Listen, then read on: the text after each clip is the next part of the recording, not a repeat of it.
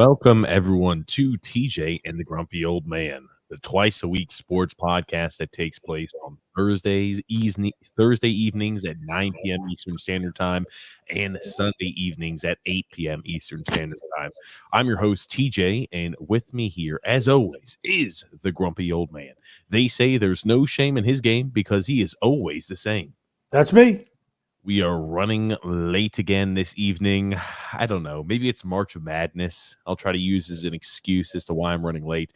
A lot of good, interesting, close games that go right down to the wire, Grump. Very true. Been an exciting tournament. Had a bunch of upsets. My bracket is blown up. I have no shot of winning, just like every year.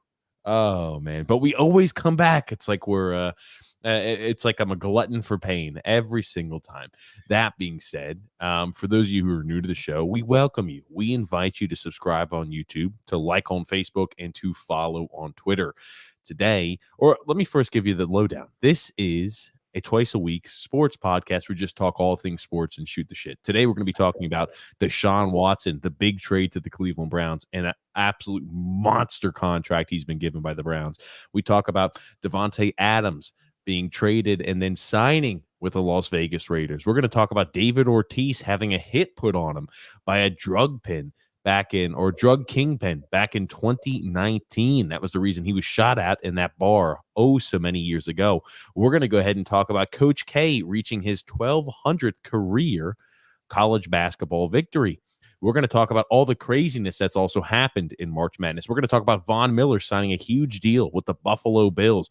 We're going to talk about Leo Messi and Cristiano Ronaldo's early exit from Champions League, as well as the NHL Trade Deadline today. A lot to talk about, only so much time. Let's start off, Grumpy. Deshaun Watson traded for an astronomical price. Man, oh man, you talk about the Cleveland Browns are going all in on Deshaun Watson. Okay. Remember, we weren't here Thursday, and so much has happened since last Sunday, right? Yes, it has. The free agency started, the tampering period started Monday at noon, and by 12:30, they had 4,000 deals already in place. Exaggerating, of course. But Deshaun Watson said, this is the thing that was weirdest about him. Houston owned his rights. Right? Had one more year left on his contract. Actually, no, he had his new contract kicks in this year. So fine. They said, yes, he wanted to be traded, and he picked 4 teams that he wanted to be traded to. Carolina, Atlanta, New Orleans Saints, and Cleveland Browns.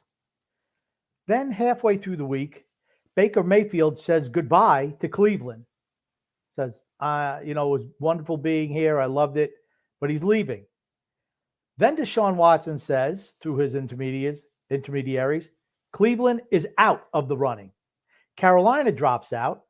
So on Friday morning, it was between New Orleans and Atlanta. By Friday afternoon, it's Cleveland again. Not only is it Cleveland, he gets a brand new contract. 4 years or 5 years? I'll pull it up, Grumpy. Yeah, pull it up. $230 million, all guaranteed. All guaranteed. For a guy who last week was under threat of being a criminal. Okay, Grumpy. What? I don't know. Over there. He was under. There's a lot of chaos. There's a lot of chaos going in my house right now. Okay, he was under threat. He was under threat there of not being able to play again because he had all those sexual misconduct and sexual assault allegations against him that they were still hanging up in the air. And you're right, Deshaun Watson signed a contract. He has every single dollar is guaranteed, $230 million guaranteed. That is, think about this. That's about $80 million more dollars guaranteed than Aaron Rodgers. Aaron Rodgers originally had, the most guaranteed dollars on his contract, slightly more than Josh Allen. That was signed this offseason. And then Deshaun Watson comes in and blows the entire thing up. He says, every single dollar is guaranteed. I'm getting $230 million guaranteed. That is freaking nuts. Crazy. Absolutely crazy. What does it mean for Kyler Murray? What does it mean for Lamar Jackson? 3 weeks ago, we said Kyler Murray's crazy if he thinks he's going to get $40 million a year. That's not happening. Now, is there any way you can't see that happening? That's just the quarterback's going to start getting paid unbelievable amounts of money going forward. They already were getting paid and worth an arm and a leg. It's going to be even more going forward, though. And Tom Brady has $8.35 million is his contract that he signed for this year. What? Can you say that again? $8.35 million to play for Tampa this year. Okay, cool. I don't know why you're trying to bring him up. Anyway, because I'm saying look at the dollar amount that he's getting as opposed to Deshaun Watson. Okay. I just thought it was interesting that Houston could have traded him anywhere, but they let him pick where he wanted to go. I mean, it worked out for them. Yeah, the Houston Texans wound up getting a 2024 fifth-round pick, or they had to give up a 2024 fifth-round pick. The Texans did. They got back in return from the Browns a 2022 first-round pick, a 2023 first-round pick, a 2024 first-round pick, a 2023 third-round pick, and a 2024 fourth-round pick. And people are like, oh, man, I'm so glad the Browns way overpaid for Deshaun Watson. I can't believe they gave up that much for Deshaun Watson. And I think to myself this. If Deshaun Watson, if everything on the lawsuit side and the law side goes away and everything gets sorted on that, this is a steal for the Cleveland Browns. The Cleveland Browns are in win now mode. They've got a fantastic defense. They've got your Myles Garrett. Apparently, Jadeveon Clowney may be coming back. They've got a really stout defense. Their offensive line's well put together. They have the best running back tandem in all of football. They have a good and strong wide receiver core. You bring in Amari Cooper. You got a good tight end option there in Hooper. You have options in Cleveland. The thing you didn't have was a quarterback, and now you've got that. You've got a damn good quarterback, a guy who is bar none a top 5 QB in the NFL if the legal thing is sorted out. And supposedly not just Clowney, they're also trying to sign back Jarvis Landry, who they just said, we released you last week, go wherever you want. Now Landry, they are trying to get him back. It's just amazing what a good quarterback does for a franchise. Yep, absolutely. Absolutely. And people are saying, oh, this is going to set the Browns back. This is going to set the Browns back. This is one of the worst moves the Browns have ever made. If everything is sorted, and that's a big if everything is sorted on the side of the law, then there's no issue with this trade. You have to pay him an arm and a leg for a top-tier quarterback. Think about what Davante Adams got back in return. Davante Adams was traded, and we'll talk about that more in depth. He was traded for a first and a second round pick in this year's draft. And a brand new contract. And he got well, here's the thing. Deshaun Watson got a brand new contract too. So that's kind of just a wash on that side. But I look at it like this, Grump. If you're going to want a top-tier QB, you're going to have to trade a lot of assets. It's going to look like you got absolutely walloped in the deal. But if the quarterback plays for you long-term and there's no issues with him, you win that deal in most cases. It automatically, I mean, the AFC is loaded. They're loaded. Look at the quarterbacks. Doesn't that make Cleveland and Cincinnati, think about this, the two front runners for that AFC North division? Well, don't forget it, right? You also have Lamar Jackson in the AFC North too. Yeah, again, Lamar Jackson is more of an athlete than a true, thoroughbred quarterback. But think about it, right? We had talked about the AFC and the fantastic quarterback play. Now the AFC North has Deshaun Watson, Joe Burrow, and Lamar Jackson. I think it's pretty safe to assume that Lamar Jackson is the third quarterback in that division after this offseason, where previously he was number one. Yep. 1 year. I mean, now he's number 3. And it's like Cleveland made the playoffs 2 years ago. They shit the bed against Kansas City. This year, they didn't make it back. Baker Mayfield was playing injured, no matter what you think. He sucks. He was playing hurt the whole year. Sucks. Okay. I'm sorry to continue, but he sucks. Deshaun Watson is a market upgrade over him, regardless of the fact that he played over, with the injury. Regardless, he's got to be. I don't even know if he's top 5 anymore in the league. He took a year off. He's at least top 10, though. Oh, come on. Deshaun Watson, when healthy, he's a top 5 QB in the league. Come on. And look at that. He's wearing all orange. He's playing for the Browns, Grumpy. There's this new uniform. Looks like a prison outfit. That's the point. Oh, thanks, okay. That's what it looks like. It looks like a prison outfit. It's meant to be a joke, but continue. Okay. But he elevates that team because they have a great running attack. Their offensive line is good. I'm still not sold on their weapons. I think they're soft at the wide receiver spot. I just do. I don't think their tight ends are great, but their running backs are fantastic, and he makes players around him better. He's not a guy who just runs all over the place. He's a lot like Russell Wilson stylistically, meaning that he can run, but it's not the be-all, end-all for him like it is for Lamar Jackson. That's why I like him way more than Jackson. The same thing with Burrows. But think about the AFC is unbelievably stout in the quarterback position. It's unbelievably stout. Justin Herbert across the board, Patrick Mahomes. I mean, and think about it in that AF, and now you got Carr as well. Just think about how deep the AFC is with quarterback play. Josh Allen, Buffalo has loaded up. Yeah, I mean, they're going for Wilson, dude. Does he take a step forward for the Jets next year? There's not only do you have young players that have already played and are excelling in a position, right? You now have added Deshaun Watson, and you still have young up and comers that have a lot of hopes riding on them too. It's funny. The AFC East has been the weakest division overall in football for what, 20 something years now? I'd say, and so. It's still that way. The only thing that's changed is Buffalo is flip-flopped with the Patriots. That's the only difference. The Bills are infinitely better than anybody else in that division. So they're going to cakewalk into a playoff spot every year, which is good. It's beneficial. I mean, you just put the West. Holy crap. I mean, look at what were we talking about Las Vegas last week. Right? They didn't make any moves. That was a big thing we were talking about, right? Look at every single team in their division. Look at all these moves that are being made, right? You talk about the Chargers have done a lot to go ahead and bolster not only their defense, but also they signed back big offensive weapons that they needed to make sure they were able to secure. You talk about the Kansas City Chiefs. They're able to bring in Juju Smith-Schuster, right? They're able to bring in a top-tier wide receiver to add to that already vaunted wideout crew. And then you think to yourself, okay, let's take a look at the Oakland Raiders. Let's take a look also at the Denver Broncos, right? They traded for Russell Wilson. Oh, man, they've got a fantastic QB now in Denver. And the Raiders were like, they're the only team in that division that just seems to be sitting on their hands. And the Raiders said, we're not sitting on our hands. We're trading for Davante Adams. We're trading a first and a second for Davante Adams and giving him a new monster deal too.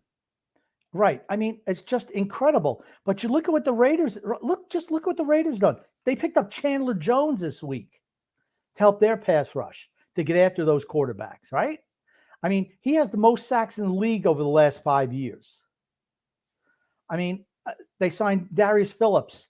I mean, I think he's a pretty good cornerback on a really low 1-year prove-it deal. Outstanding. I mean, for me, and, Davante Adams, yes, they overpaid to get him with salary. $28 million a year is an awful lot for a quarterback. But the salary cap is going to be going through the roof the next couple of years, just through the roof. So all these things that look like, oh my gosh, you're pushing all this money into the future. Yeah, there's going to be plenty of money to be had. Doesn't that look at their weapons on offense? Adams, Hunter Renfrow, Waller, the tight end. Man, I'll tell you what, that's a pretty good receiving core. And then you got Josh Jacobs, who's a pretty good back. Doesn't that make Derek Carr seem a lot better now? Well, here's the thing. Derek Carr also used to play college football at Fresno State, the same exact school Davante Adams went to. So they both played college ball together. They have familiarity with each other too. Something that's being talked about and being revisited on the web. And you forget. I'm like, that's right. I was like, I totally forgot Davante Adams was from Fresno State. Yes, so did I. If you would ask me even 10 minutes ago, where did Davante Adams go to college? I could not have told you Fresno State. But I mean, talking about the AFC and talking about all the moving and jockeying of positions, the AFC West is the toughest division in all of football. Where it's funny, right? I would say last year going into the season, it would have been the NFC West, right? With Seattle, before we knew what was going to happen with Seattle. Seattle was coming off of great seasons years in a row. The Cardinals had taken steps forward with Kyler Murray. You had the Rams, who were fantastic, and you had the 49ers. That was a really, really tough division. Now, I don't know how you could say the AFC West going into the year is not the toughest division in all of football. You look what the Broncos have done. You look what the Chargers have done. You look at what the Raiders have done. You look at what the Chiefs have done. Every single one of those teams have improved their chances of making the playoffs and improved their chances of winning a Super Bowl by a large margin. Yeah, I mean, just incredible. And then you look at The NFC. How happy is Aaron Rodgers? Well, let me put it to you this way. Do you think Aaron Rodgers really cares if they win or not? Probably not. I mean, this tells you exactly what it is. He didn't really care too much. If he cared a lot about, hey, we need to keep Davante Adams, throw some more money Davante Adams' way so we can make sure he stays in Green Bay, he would have taken a little less money, right? Davante. I mean, think about Aaron Rodgers. And again, I'm not trying to get. I have no problem with players taking as much money as they humanly can when they're playing football. No problem at all. It's not for long for a reason. But the guy who's got the State Farm ads and has got every single ad in the book, right? He's not hurting for money in that way. But if he really wanted Davante Adams back, he could have taken a little bit of a cheaper deal when he re-signed. And he said that he knew that when he signed that deal that, Adams was not going to be back. And I'm like, dude, how important is winning to you? Tells you where his priorities are. Right. I mean, but then you look at the Rams. What did they do today or in the last day or two? They traded Robert Woods, who's going to be coming off a knee injury, to Tennessee Titans. And they re-signed Matt Stafford for $140 million for 4 years. Think about that. I mean, is he worth that money? I don't think so. It's odd. That's an odd one. The Rams also lost Von Miller. Von Miller signs a huge contract with the Bills. Contract with the Bills. In essence, it's a 3-year deal. He's 33 years old, 6 years, $120 million. He's nowhere near the player he used to be. Not even close. Yeah. It's crazy money for him. Buffalo's all in, though. Buffalo's all in. Yeah, they're all in. They want to win a Super Bowl now. Again, you got Josh Allen. You've got pieces around them. You've got Stephon Diggs. You've got some fantastic pieces, right? You've got the good tight ends and Dawson Knox. You still don't have a running back. The defense is fantastic, and now you've helped further accentuate the defense, which is the biggest strength you've got. So, you know what I could see? I could see a Buffalo-Tampa Bay Super Bowl this year. And Buffalo against Tom Brady is 3 wins, 33 losses. My God. Okay, so this is before we get onto that trail, I want to talk about the AFC North, right? We talked about, the Bengals are fantastic now. Joe Burrow is continuing to step into form. You've got the Ravens, and now with this move, the Browns have automatically become a really, really powerhouse team with Deshaun Watson. Is it not insane how 1 to 2 years changes the atmosphere of that entire division in a significant way? The Steelers 2 years ago, still with Big Ben at somewhat of an operating level before he tore his elbow, the Steelers were good. The Steelers are a damn good team in that division. They held an iron fist on that division for years, and I'm talking about maybe decades. And now all of a sudden, the shoe's on the other foot, and I feel like the Pittsburgh Steelers, a franchise that has had ultimate success, is going to find it to be very tough to be a Steelers fan for the upcoming bid.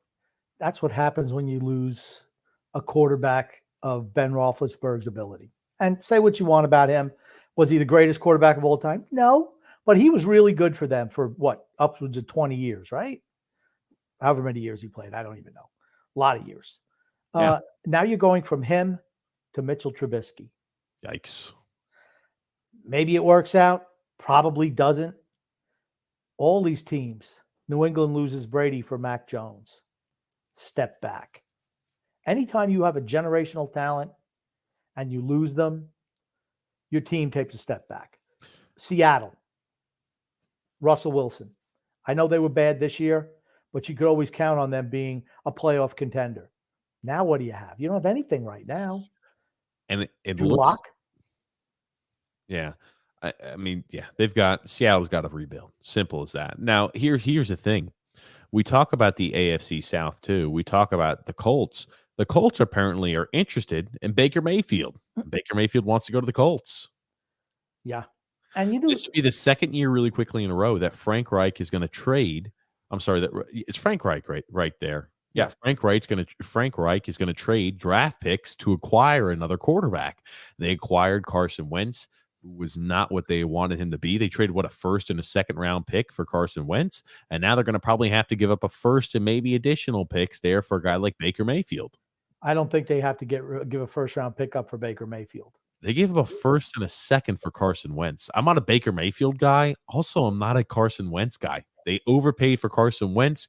What makes you think with the way the market is currently for quarterbacks, they're not going to have to overpay for Baker Mayfield? There have been so many quarterbacks moved from their teams this offseason. I think this might be the most moving and shaking regarding quarterbacks we've ever seen in an NFL offseason.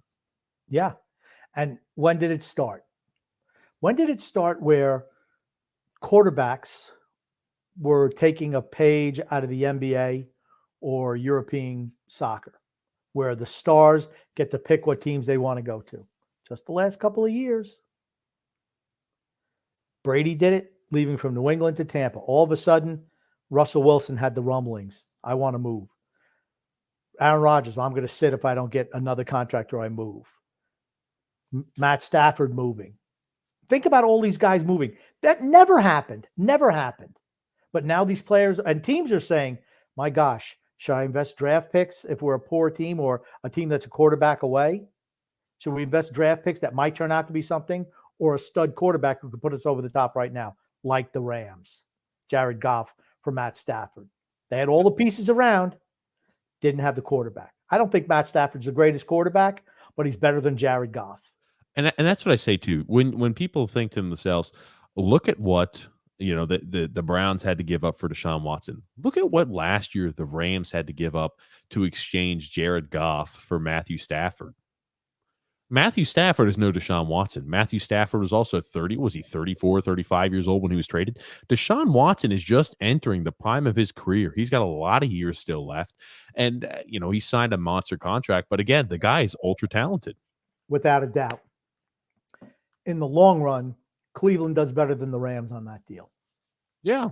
I mean, the Rams have been mortgaging off their future year after year after year and saying, we've got a finite window to win. Our defense is stout. We've got a good, we like the offensive line. We like our weapons, the wide receiver core. We like our running back weapons, even with injuries.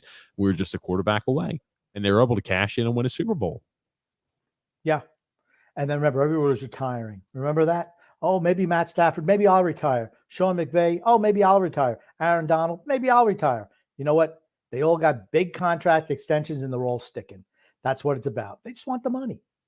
By the way, the Rams will not repeat as Super Bowl champions, just to let you know.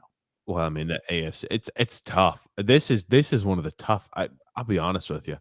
The AFC teams are going to beat the living crap out of each other in the play and on the AFC side of the playoffs. It's just simple as that. I don't think whoever comes out of the NFC is going to be sitting pretty because I don't think they're going to be challenged as much in those games. Maybe they're going to be more fresh. It's an easier path to get to the Super Bowl from the NFC than the AFC. That's for certain. And the Chicago or the Dallas Cowboys, Grump, had a lot of movement too with their team as of recent. Besides the Cooper trade and releasing La'el Collins. I was about to say I'm just talking about La'el Collins was another recent one who's been released, right? He's a guy he's one of the linchpins on their offensive line. They went ahead and I think they traded Cooper. They traded away Amari Cooper. They had released or did they release Amari Cooper? I don't remember. Maybe they traded Cooper to Cleveland. For Cleveland for like a third round pick or something, nothing. And they released La'el Collins, I believe it was Thursday afternoon. But with that, why? Why do they have to do it? Well, that's what happens when you have a running back on a second contract who's going to get $18 million a year to be a part-time player. And here's the other thing though, right? You had to trade away Amari Cooper. You had to release La'el Collins. You re-signed back Michael Gallup to a huge deal. Can never stay on the field. I'm just kind of confused a little bit about the Cowboys, right? And the thing that confuses me the most about them is the division they play in is Charmin soft. It's weak. The Eagles are not very good. They don't have a quarterback. Jalen Hurts is not a quarterback. Daniel Jones is not a legitimate quarterback. And neither is whoever the Washington football team throws out. Carson Wentz. I was about to say, I don't assume Carson Wentz is going to be there for more than 1 year. He's a career NFL journeyman. And you have a legitimate shot to be a stout team in that division. And just look at the decisions that you're making in management. Again, I'll say that I feel like I say this every single podcast. Jerry Jones, stop touching the team. Give it to a legitimate general manager. You don't know what the hell you're doing. He is the owner and GM. I get it, and he also single-handedly prevents the team from being successful. I mean, look at the teams in the NFC though, the East. Cowboys should walk away with that division, right? Yeah. Giants, disarray, new coach. Washington, same old, same old. Carson Wentz. Philadelphia, yuck. Jalen Hurts. Then you got the NFC North. That's a cakewalk, even with the loss of Davante Adams for Green Bay, I right? don't know about that being a cakewalk. The Minnesota Vikings are a good team. No, they're not.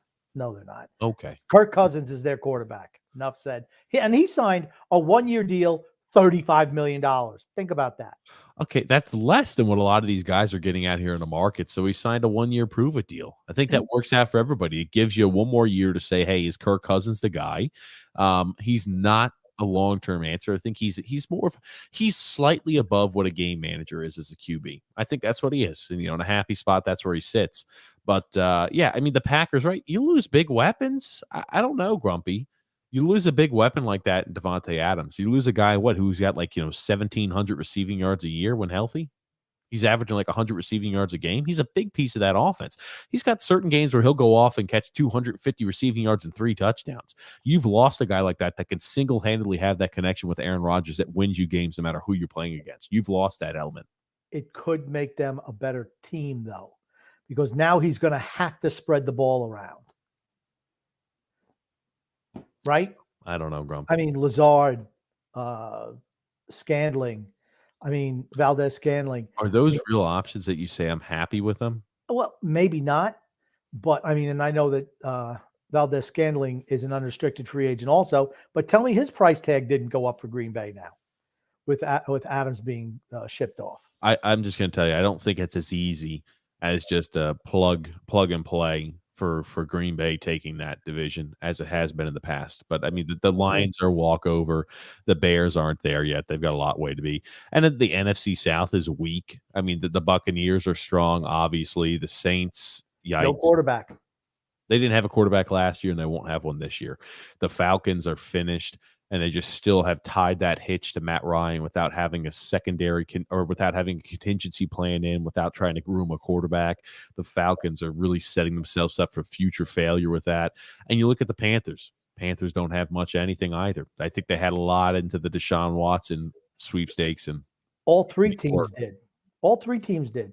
The problem with New Orleans is they were like $100 million over the cap. New Orleans could never make that work regarding the cap space. Well, they could have, but it would have been really, really tough. And then the Panthers, you're right, they were all in. Now they got Sam Darnold again. Is there any quarterback worth being drafted at 7? No. And then you have the Falcons stuck with Matt Ryan, but he's got no weapons. Matt Ryan's finished. He's got Kyle Pitts. Matt Ryan's finished. He used to have weapons. He had Calvin Ridley. He originally had Julio Jones going in. But even at that time period, 2 years ago when they had Calvin Ridley, when they had Julio Jones, still wasn't enough. Matt Ryan is finished as a quarterback. Let's stop that. Come on. And Russell Gage was a good option for them too, but he left to go to Tampa. Yes. I mean, they have no one. They got Calvin Ridley's out, and then now Russell Gage is both gone. So yes, they're very limited regarding options. The Atlanta Falcons are going to really struggle next year. And the NFC West again, the Seahawks are in full rebuild mode. The Cardinals, can they finally take the step forward? How does Kyler Murray look over an entire season? The San Francisco 49ers, is Trey Lance ready to step up and be the guy? They're going to trade away Jimmy Garoppolo, right? That seems to be anything but a foregone conclusion. And how do the Rams look a year after winning the Super Bowl? So, yes. I mean, the NFC West is the best division in the NFC, but that AFC is just tough, man. It's stout from top to bottom. It is. It reminds me of the old days of the AFL. I used to love watching the AFC West games play on the late feed, the 4:00 game. Man, I loved it. And this is going to be fantastic. Just the firepower for all those teams. I'm leaving out Kansas City, right? Kansas City signed Juju Smith-Schuster. No, I said that, the Kansas City Chiefs. We talked about that earlier. They're AFC team. But yeah, when we talked about the AFC West, I said they signed Juju Smith-Schuster. Oh, I'm sorry. Yeah. It's one of those names where he just gets lost in the malaise because he was injured last year, didn't have a great year the year before, and people just forget that he's a really talented wideout. And he signs a 1-year prove-it deal with Kansas City and says, "Well, screw it, I'm going to go to a team to where they throw the ball a lot. There's going to be a lot of open chances and options for me, and I'm going to have a chance to throw in a monster year. And if they really want me, they'll sign me back. If not, I'll try to I'll try to win a Super Bowl, try to win a ring, and I'm going to sign a huge contract." That's what he's in the field for. It's going to be tougher for Kansas City this year. Well, I'm not saying it's not going to be a tougher road. I'm just saying you've got a lot of wide out options. Yeah, true. Getting some comments. Alexander saying, glad to get a double dose of the two greatest people alive. You guys are awesome. Thanks, Alexander. We appreciate it. And he sent us in a fan fight, Grumpy. That's a cool one, and I like it. James F. saying, what the hell happened in today's games? Yeah. Today's game. The Islanders they're dead. I mean, it's yesterday everyone was saying how great Anders Lee and Brock Nelson was. They resorted to back what they've been most of the year. Yeah, they resorted back to being what they've been most of the year. Yeah. Mm-hmm. And said, do you guys like the Davante Adams trade to my Raiders? Yes. I think it helps the Raiders. For certain it does. It's shitty that you guys are in such a tough division. I mean, the division is just unbelievably tough. If you're in any other division, there's so many weak divisions in the NFL, and that just happens to be the strongest one, James. So it's unfortunate that the team you root for is in the toughest division in all of football. And unfortunately, with those teams beating up on one another all the time, you're certainly going to get one wild card, but do you get both? I don't know. Maybe not. I mean, okay. Think about this, right? Because the North might have a wild card, the AFC North, right? You think about it, the Bengals, the Browns, and the Ravens. All three of those teams are really good. Could one team fight for a wild card? Cincinnati, underrated good moves, right? What was the one thing they absolutely needed? Offensive line help. And they did that. They signed Ted Karras, not great, but a solid contributor at guard, and Alex Kappa, another guard. You know that they're going to draft a tackle when their spot comes up on the board for the draft. You know that's going to happen. But here's the thing. Unlike in past years, they have identified the problem. They're spending money to fix it. That's what happens when you get a quarterback. Joe Burrow lifts all boats. I will say this. We did this last year, and I know right after the live stream of the draft, we said, we're never going to do this again. It was so long. It was the first time I think we'd ever done a live stream that long. First one, yeah. But if people want us to do it, we'll do a live stream during the NFL draft. We had fun the time we did it. It was a hellacious 4 hours. It was the first time we'd ever done a live stream that long, but we'll do a live stream. If people want to watch it, we'll do a live stream during the draft. Absolutely. I think we should. Period. James also saying, hope Notre Dame wins tonight. Oh, man. Who the heck is Notre Dame playing? Not that it mattered because I picked them to lose in the first round, so I don't even look at that bracket. I got to pull for Notre Dame. I had Wisconsin winning; they lost. I've got Auburn. I need Auburn to pull off with a victory here. I have Texas Tech and Notre Dame. Yeah, I had. I don't know who the hell I had for that one, Grump. Honestly, the winner of that game gets Duke. Gonzaga. I had Alabama. Gonzaga was lucky as hell to win yesterday. Yeah, I originally had Alabama to make some sort of run. The SEC teams have struggled this year in the tournament. I know that, right? Kentucky got knocked off early, kind of switching sports gears. They lost to, who is it again? St. Peter's? St. Peter's. Wow. And they're going to the Sweet 16. St. Peter's, the number 15 seed. Yes, they are. And, the only bracket that's chalk so far is the West with Gonzaga, Duke, Texas Tech and Notre Dame are tied right now. Oh, okay. With 3.5 minutes to go. And then Arkansas. Yep. Arkansas. Yeah, but they could have out of that section of the Sweet 16, they could have the top four seeds in that one. But it's odd. It's the only one. The only one that's got a chance, at least. But I mean, Iowa State, St. Peter's in the Sweet 16. Baylor went down yesterday to the UNC Chapel Hill. Chapel Hill almost blew, what was it, a 25-point lead. That big white guy elbowed that guy in the face.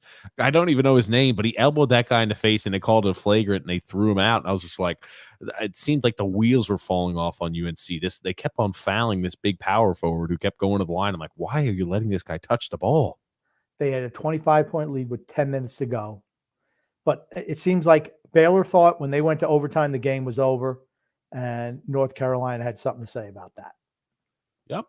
Kudos to North Carolina for coming back, because they looked dead and buried by the end of that game. Dead and buried. The ACC teams have looked better than what they're originally given credit for all year long, right? Everybody's saying, oh, ACC's down, ACC's this, ACC's that.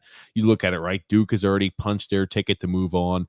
UNC, Chapel Hill's already punched their ticket to move on. You've got Miami right now at the 1-point game of Auburn at halftime, and you've got Notre Dame now ahead of Texas Tech by 2 points with 2 minutes and 9 seconds remaining. You could have potentially 4 teams advancing into the Sweet 16 from the ACC. Nuts. Crazy. Nuts. Yeah, crazy contract. Alexander says, so glad the Dolphins passed up on him. Nope. Sorry. Think about how good the Dolphins would be if they had Deshaun Watson. You look at the weapons. Waller would be fantastic. I know the running back still isn't sorted in Miami, and the offensive line needs help, but he had so many weapons. It would have so many weapons at wide out and tight end. The defense is there in Miami, just offensively it's got some holes. Yeah, I believe that they did sign Raheem Mostert, which honestly, he's injury prone, but when healthy, he's a pretty darn good back. I'm just going to say that. I mean, I'm not disappointed, but I think Miami had a whole different plan in mind, if you know what I mean. I mean, they also signed Chase Edmonds, so they've revamped that running back room. I thought it was a little bit too much for him, honestly. 2 years, 12.6. They signed, I put Mike Gesicki on the franchise tag. They signed Cedric Wilson from Dallas, and he's pretty good too. $12.5 million guaranteed, 3 years, 22 plus. I mean, that's a lot of money. Teddy Bridgewater, you better just hope that Tua doesn't get hurt. That's all I'm going to say. Yeah. Well, nobody ever is successful and they have to rely heavily on the backup. John M saying, number one, it's horseshit that the Islanders players know not that they're not going to be moved. It's turned into a country club team. No heart, no effort, regardless, back-to-back games. And here's the other thing. Apparently, Anders Lee came out and we were opining earlier. Does, Cal Clutterbuck being left out for a maintenance day, does that indicate him possibly being moved for the NHL trade deadline? It looks like that answer is a resounding no. Anders Lee and Barry Trotz swore up and down in the post-game interview that this was just pure coincidence, that in reality, Cal Clutterbuck was injured and it was just a general maintenance day. It has nothing to do with him being out as a healthy scratch. He was actually a maintenance day. I'm not even talking about that today. I can't. John M says, put on the shirt, Grumpy. Auburn needs all the help that they can get. Go Tigers. I mean, the shirt's dirty, John.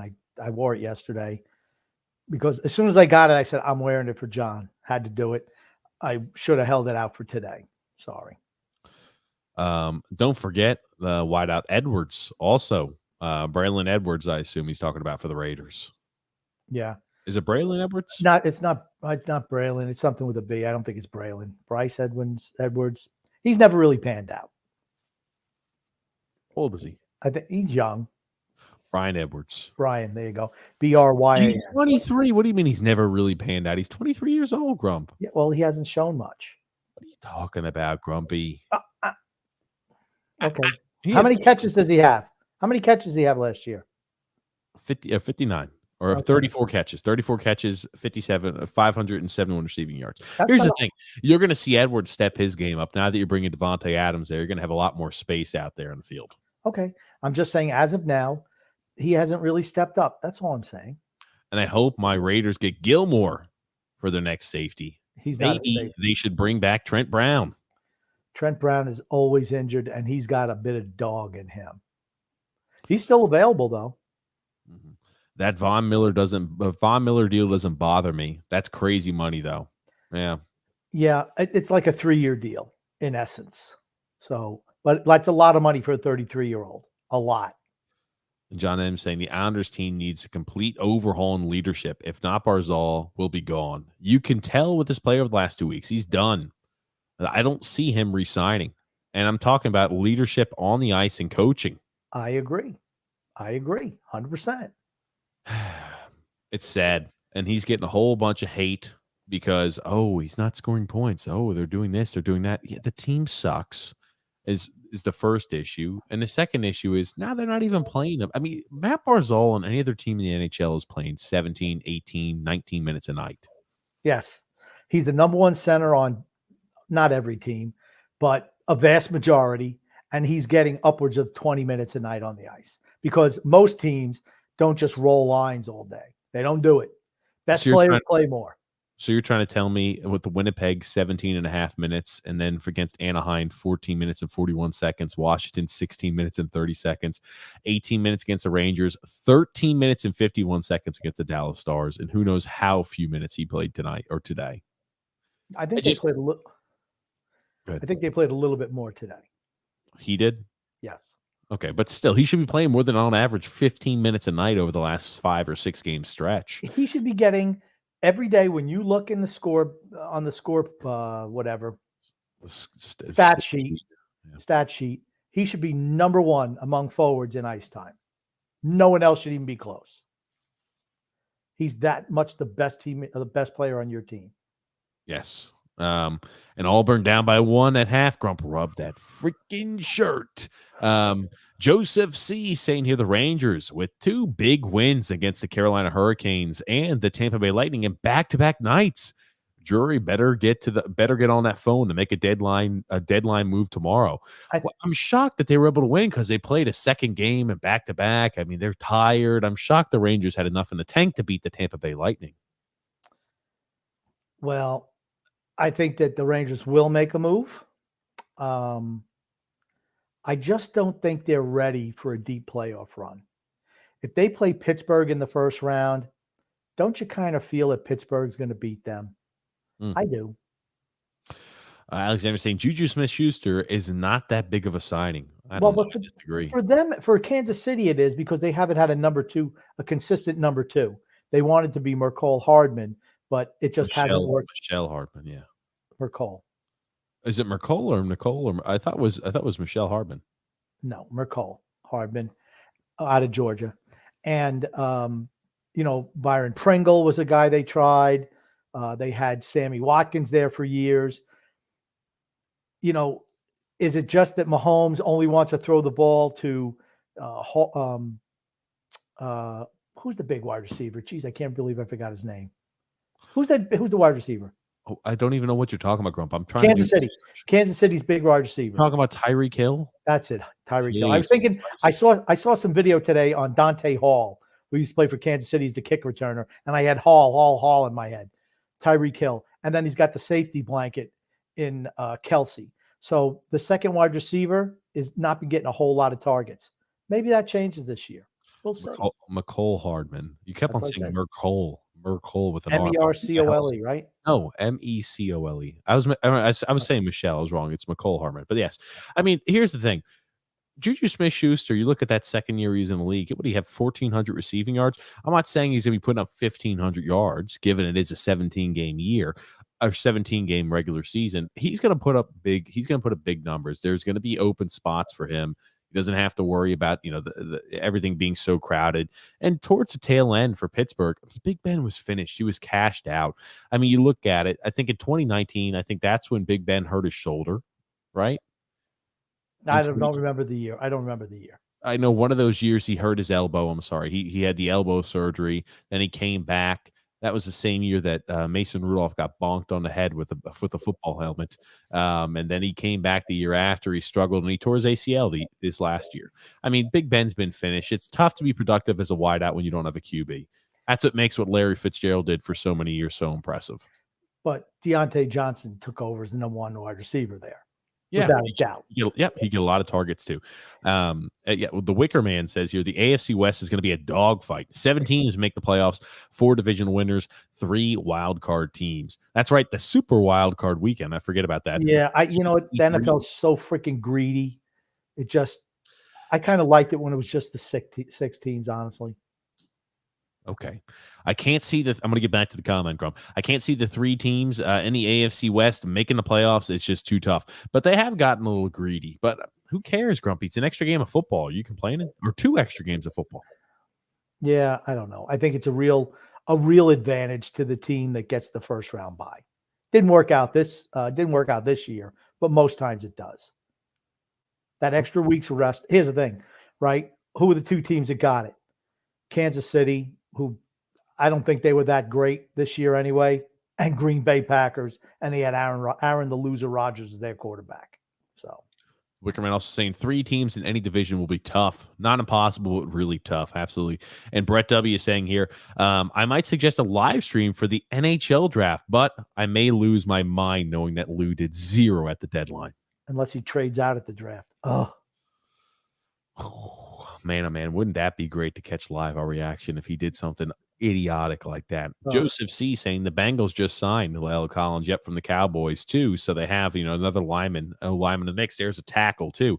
So you talk about a team that is addressing the holes that they've got, the gaping holes they had on the offensive line. They go ahead and bring in La'el Collins, who's again a guy who's definitely a starter and a good offensive tackle in the league. You bring in Kappa, you bring in Karras. You're an offensive line. You want to draft obviously tackle. You still want to draft guards. You want to draft offensive line. The defense is good. It's stout. You've got weapons at running back. You have weapons at wide receiver. Maybe you're looking for a tight end as well with C.J. Uzomah gone. But I mean, the Bengals have done a lot to improve their holes this offseason. Yes, the Bengals certainly have. Now you got yourself a left tackle and both guard spots filled.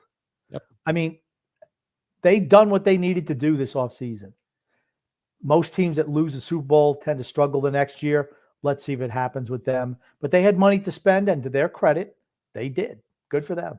It's not like La'el Collins is an old tackle either. He's 28 years old. Yeah. I'm going to say he's younger. He's still got a lot of prime years still left in him for a tackle like that. And that's exactly what they needed. The Wicker Man saying, and another situation of a team taking advantage of a young quarterback on an entry level contract. It's exactly what it is. That's what you do. Yep. Good signing there for the Bengals, but he's always been and I mean always hurt.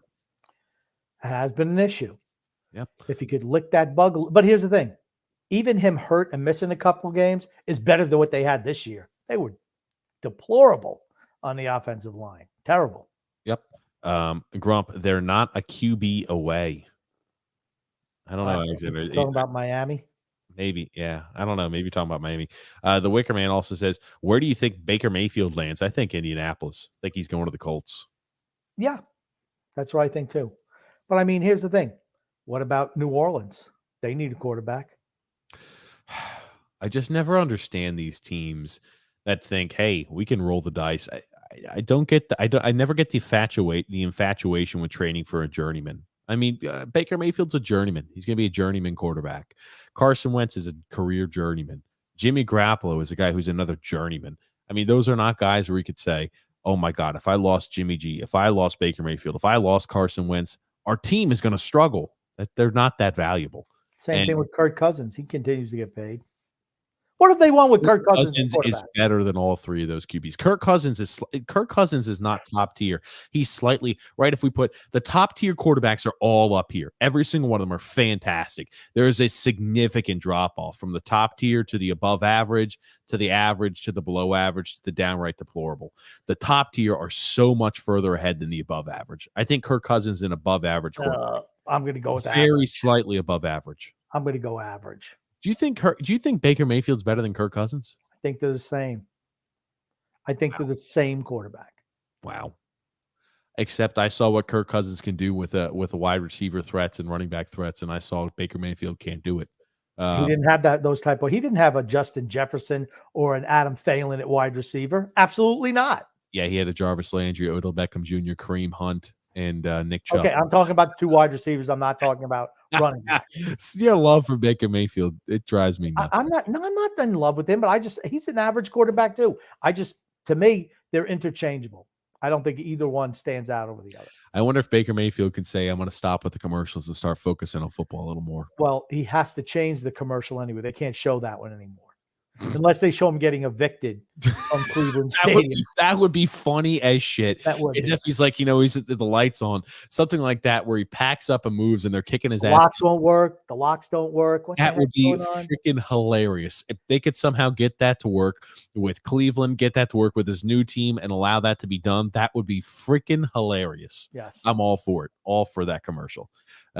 Joseph C saying, I still can't believe the Dolphins took Tua over Herbert. Ooh, I know, you and me both. Tua is nothing but an average quarterback, starting QB at best. Yeah, it's one of those moves, and we said as soon as it happened, what are the Miami Dolphins doing? What a blunder! Yep. What a colossal blunder! And Grumpy, the Raiders just drafted Edwards. Yep, and then Alexander saying here, the Islanders just keep finding new ways to piss me off by not selling at the deadline and keep disrespecting Matt Barzal. The not selling at the trade deadline is going to make me go ballistic because it's one of the dumbest things that they've ever done. It could set you back 2 or 3 years. And I'm talking about you talk about deep drafts. Even if you're not saying, hey, we're going to win the cup every year, you could at least say, okay, we're in the playoff spot, but we've got young players that we were able to accumulate in very deep drafts in this year and next year's draft. And you've got a solid base and a solid foundation. Like the Detroit Red Wings. The Red Wings, in my opinion, have the draft capital in order to trade away picks. They've got so many young, talented players that they've accumulated over the last few years. I'm not saying we would ever be in the same situation, but if you're able to hit on a few of those picks, you can afford then to trade draft picks. If you've got a whole bunch of young, successful players that have really, your scouting staff done a good job of evaluating the talent, you can afford to trade away a first or a second round pick for those playoff runs. Yeah, we can't do that. The Islanders can't do that at all right now. And they can't do it next year either. No, cannot do it. But the whole thing is, if you drafted, let's say you had 2 firsts, couple of seconds for the next 2 years, those guys can develop a little bit. You can build up your young core, and then by the time when the other players age out, you have somebody to replace them. You're not going to replace them with the onesie and twosie here and there. You need more shots at the best players. You just do. It's so short-sighted. Really. And the Wickerman saying, how do you think Pringle will do for the Bears? That's right. He was an old receiver there for the Chiefs. I don't know how Fields will be. He needs to improve. Nagy needed to go. I mean, he needed a fresh start. He needs a legitimate, a legitimate chance here with a well put together team. The Bears have so many gaps. They have so many holes on that team. Again, their offensive line is poor. So Justin Fields is running for his life. Pringle, he replaces Allen Robinson III, who went to the Rams. That's a downgrade, I think. Absolutely it is. So Robinson III goes to the Rams, who lose Robert Woods and probably Odell Beckham Jr. as well. And, but the Bears are like, I don't know. They should have been in just like Cincinnati was for offensive linemen. I don't know what they were doing this offseason. They traded Khalil Mack. Yes, they got some draft picks. Are they in full rebuild mode right now? Maybe. I don't know. It sucks for them, and it sucks for the players that are there because you're just saying, okay, we're accepting that we're going to be that we're going to continue just to suck. But the defense wasn't as good. The defense has taken a step back over the last year or so. So maybe they just figure, okay, we're past our peak on this defense. Time to just rebuild. And you know what? If you're honest with the fan base, you can live with that. You really can. It seems like they have the quarterback potentially in place. You got to do something to protect them through the draft. That's imperative. Cannot get your quarterback shell shock back there, taking a beating every game. Cannot do it. Yeah, and again, you look at it, right? Tevin Jenkins, he was an offensive lineman that was selected. Was he from Oklahoma or he was from Oklahoma State? That's right. He's a mean son of a gun. That tackle, yeah, he's a guy that I expect to take a step forward in this next year. Grumpy old man. Same here. So again, that's going to help out a bit. Moving along, James F saying Notre Dame is blowing it now, guys. Yeah, Notre Dame wound up choking it away. The Wicker Man saying Tennessee, grumpy old man. Had the bye with the AFC. The Chiefs beat the Steelers. That's right. My bad. And Tennessee, if they had a better quarterback, they absolutely beat Cincinnati. 9 sacks, and you lose that game because Tannehill, 3 interceptions that game? Sorry, cannot happen. Was it 4 picks? Tannehill blows. Yeah. He's another journeyman quarterback. Yep. Just all these, and they signed him that huge extension. I'm like, why? Why? B Bean saying here, gentlemen, based on what I've seen so far, who wins March Madness, or what you've seen so far? Who wins March Madness, Grump? I picked Arizona. Are you going to opine on that at all to defend why you think? I think Arizona, it's going to be Final Four. It's going to be Arizona, Kansas, UCLA, and I'm going to say Duke. Okay. I picked Gonzaga, but I was thoroughly unimpressed with them. I don't like the kid with the headband and the porn stash. Timmy, don't like him at all. You don't like? Why do you not like Timmy? I hate the headband and the porn stash. Makes me root against him. And I think Duke, Texas Tech's going to be tough for them, but I think Duke's going to pull through. And Duke has already beaten the stash earlier in the year, so maybe they can do it again. I think UCLA is going to come out of the South region. I really do. I had them picked the whole time. Like, okay, I'm picking UCLA. And then all of a sudden I started listening to other people. Oh, Kentucky. Okay, I'm going Kentucky Final Four. Boom, blown right out of the water by St. Peter's.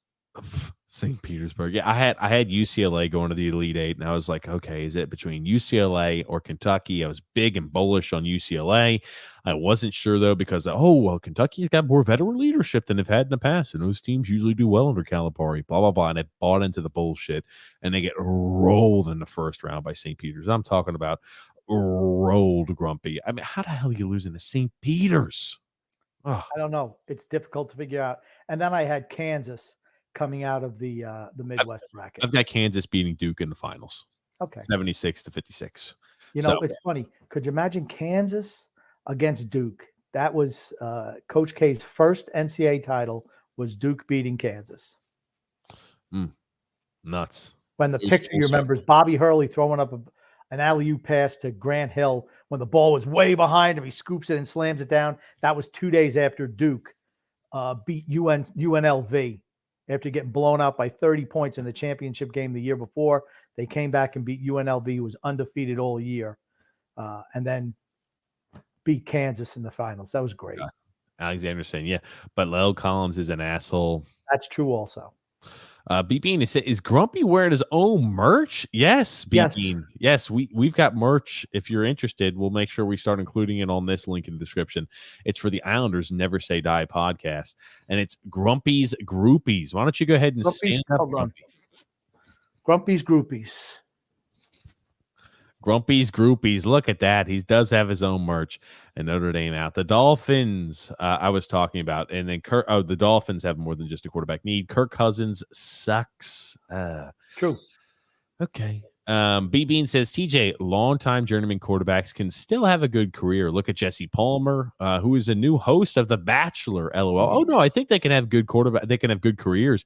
I'm just saying to win a Super Bowl, very rarely do you see a journeyman QB win a Super Bowl. They can get you, on rare occasions, they can get you to a Super Bowl if you take the ball out of their hands as much as possible and put it in the hands of, your playmakers.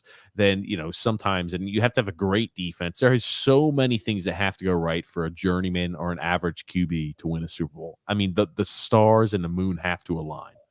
And I don't even consider Jesse Palmer a journeyman. He was a sub journeyman. Andrew L said, and Duke won. Yeah, good. For the last time, two ahead, no one to work with. Parker is always injured. Brian Flores sabotaging Tua, and the head coach point blank telling him that he sucks. He can't wait for Tua I can't wait for Tua to shut everyone up. I think Alexander is angry with that post because it's all in caps. Yes. Yes, he is. I think that means that you're yelling, right? Isn't that what it means? Uh-huh. And Joseph C saying here, I feel like both NY NHL teams are going to underwhelm in respect at the deadline tomorrow. They do such a good job of that. I think the Rangers will make a move. I think the Islanders probably not. Yikes.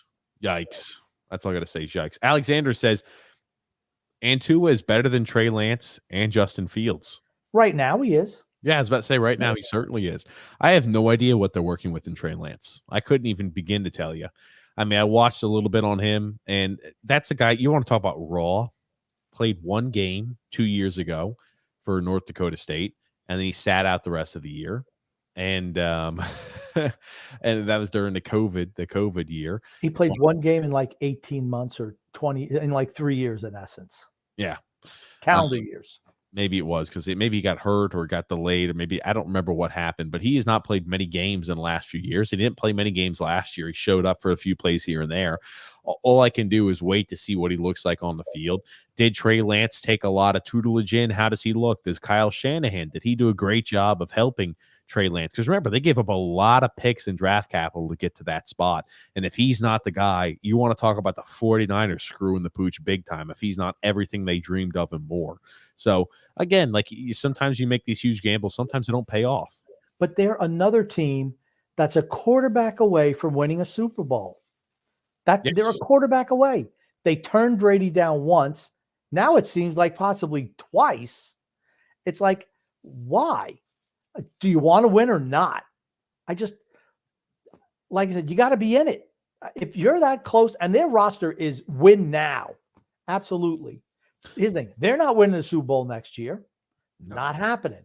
Trey Lance, is no way he's going to be ready to play on that level. And Jimmy Garoppolo, even if they do keep him the last year of his deal, been there, done that with him. Let me put you like this. I don't think they're keeping Jimmy G. Could Trey Lance really be worse than Jimmy Garoppolo? Jimmy Garoppolo sucks. He's awful. Could he really be worse than Jimmy G? He is run first. A guy's covered, I'm running. Can't play like that. Can't play like that. I'll wait to pass judgment on Trey Lance. I want to see how he looks in the preseason. Want to see how he looks starting in the year. Because, again, he could be abysmal. Because I've heard what was it, Montana, who came out and said that? And Steve Young, both of them. He's not even close to being ready. Yeah, that is worrisome. When I see two ex-NFL Hall of Famers come out and say, yeah, the quarterback's not ready, that does worry me a bit. It's not surprising that he's not ready. Brian P. saying, go St. Peter's. Yeah, what the heck? St. Peter's Peacocks, I think they are. The Peacocks. How'd you be called the Peacocks? The Peacocks. The Wicker Man said, which QB would you take first in the draft? The kid from Liberty, the kid from Pittsburgh. I forgot their names. You're talking about Willis, or you're talking about Kenny Pickett? Grumpy, I'll let you take this one, TJ. I'll let you answer this one first. If you're looking long term, you'd probably draft the Willis kid. If you're looking for immediate, you're looking at Pickett. Pickett's the best QB out there in this year's draft. It's a weak quarterback draft. Either way you look at it. I think at the end of the day, Matt Corral could be the best of the bunch. No freaking way. I'm telling you, put me at Malik Willis is the guy from Liberty. Put me on record right now. Kenny Pickett's the best QB in this year's draft. Just like I said last time here when we'd spoken, Kenny Pickett will be a top 10 pick. And I promise you, Grumpy, put money on it. April 28th is this year's NHL draft, or NFL draft is a starting day. April 28th. And guess what? I could just sit there with a shitty grin on my face after he selected a top 10 pick. Teams always overdraft quarterbacks. Good, bad, or indifferent, teams always reach on quarterbacks. You never see, or very rarely see quarterbacks slip. The last quarterback I can remember that was a high-profile guy that slipped was Aaron Rodgers. Quarterbacks usually do not slip. We'll find out on the 28th. Yeah, Kenny Pickett. Kenny Pickett's the guy, Wicker Man, no doubt about it. The grand MMA, Grandmama was on that UNLV team. Grumpy. Do you know who that is, Grandmama? No, I don't know who it is. That's why I stuttered over their name. Larry Johnson, who used to play for the Charlotte Hornets, and then went to the Knicks. He had a commercial. I want to say it was, I forget which sneaker company it was, but he played Larry Johnson's Grandmama, which was him in a dress and him slamming over people into the basket, wearing the dress and the glasses and the wig and stuff like that. He was Grandmama, a really, really good college player. A little undersized in the NBA, but still damn good in the NBA as well. Alexander saying, but I love you guys. I love you too, Alexander. Hey, here's the thing. I hope Tua works out. He seems like a real nice guy. I just don't see it. James F. saying here, Jordan Love should ask to be traded. Do you want to talk about stupid management of draft capital?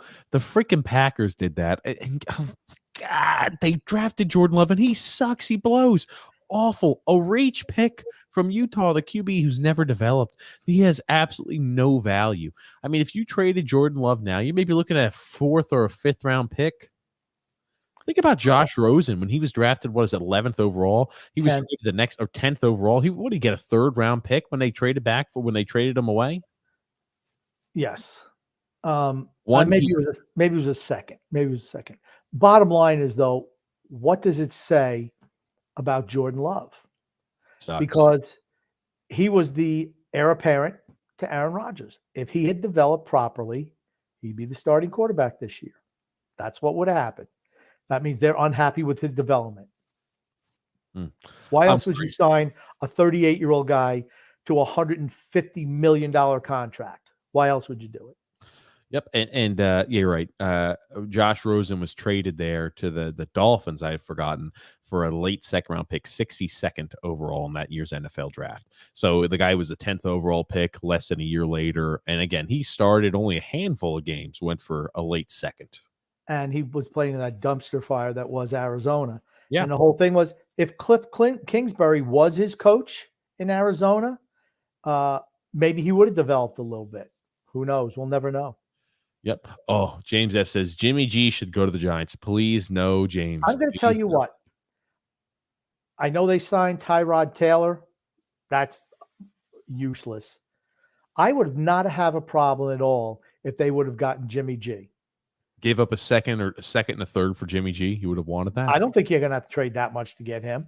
The rumors are at least a 2nd. Okay. 2nd round pick. No.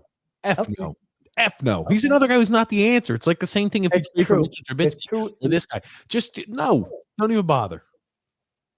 Okay. I'm a Giants fan. I would murder the Giants. I'd hang them from the streets. Don't trade for Jimmy G. He's better than Daniel Jones. Okay. Slightly better than Daniel Jones still doesn't get you your team that's miserable. It's a 1-year deal. He's got 1 year left on his contract. Why would you trade for 1 year of a shitty QB or a journeyman quarterback? You upgrade from a shitty quarterback in Daniel Jones to an NFL journeyman. Let's see what Jimmy G actually goes for. They're saying a 2nd round pick, but you know what? The Giants are picking awful high in the 2nd. Maybe they take a 3rd for him. Why would you give up a 3rd round pick for because Jimmy he's better? He's better than Daniel Jones, and he's proved he can win games in the regular season. Who cares if he's better than Daniel Jones? Is he enough to win you a Super Bowl? Is he enough to get you on the map to make you a playoff contender? The answer to that question, no. Yes. No. Yes. He can get you into the playoffs. Bullshit. He doesn't do that. He's been to a Super Bowl. He's been to a Super Bowl and an NFC championship game. What are you talking about? Okay, he's been actually 2 Super Bowls. I believe he went to the Super Bowl twice with the 49ers, right? No. Once with the 49ers. And yeah, he went with the Patriots, but he never played. He went to the Super Bowl 3 years ago, lost to Kansas City, up 10 points in the 4th quarter. And they lost in the NFC championship game just recently this year. That's right. Here's the thing. Right. Look at what that 49ers team has. They've got a fantastic defense. They have an unbelievable offensive line. They've got great running back play. Look at the wide receiver threats they've got there. Deebo Samuel. They've got George Kittle. The weapons the Giants have are nothing compared to the weapons offensively the 49ers have. And the defense the Giants have is nothing compared to the defense the 49ers have. If Jimmy Garoppolo was on the New York Giants, they would come away with 6 or 5 wins in the season. And you've given up a 3rd round pick for a 5-win year. It's a waste. Don't do it. I disagree. Don't do it. Don't do it, Giants. Don't. Well, they're not going to do it. They already signed Tyrod Taylor to a ridiculous deal. It's the same thing. Why did you pay that money to Tyrod Taylor? I'll take Strong in the 3rd round for my Raiders. The Raiders. And the 49ers are such a waste. Kyle Shanahan seems like he's allergic to winning big games. First as a Falcons offensive coordinator, and now as the 49ers head coach. That's right, Joseph. There was the interview that he had with Brady when Shanahan was telling him, we always stick to the plan. We don't deviate from the plan. And Brady said, the first 20 plays are already pre-written. Not the first 20. He said they stick to their plan. Like, why did you go for it throwing the ball when you could have ran it and put the Falcons up by 11 points with 4 minutes to go in the Super Bowl? And he decided to start throwing it. They took a sack. They threw an incompletion, got a holding penalty, took him out of field goal range after that big Julio Jones catch down the sideline. And he said, well, we just stick to what we do. And Brady says, how'd that work out for you? And that really pissed Shanahan off. Really pissed him off. You know what? Brady said, screw you. You know what? We adapt to circumstances you're not able to. And that's a fact. He cannot adapt to situations. Grandmama was also on Family Matters. Okay. I don't remember. Steve Urkel. Well, did I do that? And then Christopher C says, hey, guys, Grumpy, I'm curious. In the Islanders podcast, you kept mentioning Jacob Chikrin. Who's Jacob Chikrin? He's saying Jacob Chicken. It's Chikrin, the defenseman for the Arizona Coyotes. Yeah, he's a defenseman for an Arizona Coyotes. He's a guy who is supposed to be, one of the most highly vaunted defensemen that are available this year's trade deadline. You got to pay a lot to get him, though. A lot. Yes, a lot, and we shouldn't do that. But Grumpy, we're about halfway through the podcast today, and you know what that means, Grump? Yeah, it means read the ad. Get it over with. Let's go. This year's NHL season has been packed with dirty dangles, hat tricks, and big wins. As the action rolls on, DraftKings Sportsbook, an official sports betting partner of the NHL, has your shot to win big too. New customers can bet just $1 on any team and get $150 in free bets if they win. That's right, a bump in the win column for your team means free bets for you. If Sportsbook isn't available in your state yet, you still have a shot to light the lamp. Everyone can play for huge cash prizes with DraftKings Daily Fantasy Hockey Contest. DraftKings is giving all new customers a free shot at millions of dollars in total prizes with their first deposit. Download the DraftKings Sportsbook app now and use the promo code THPN and bet just $1 on any NHL team and get $150 in free bets if they win. That's promo code THPN at DraftKings Sportsbook, an official sports betting partner of the NHL. You must be 21 years or older. Restrictions apply. See the show notes for additional details.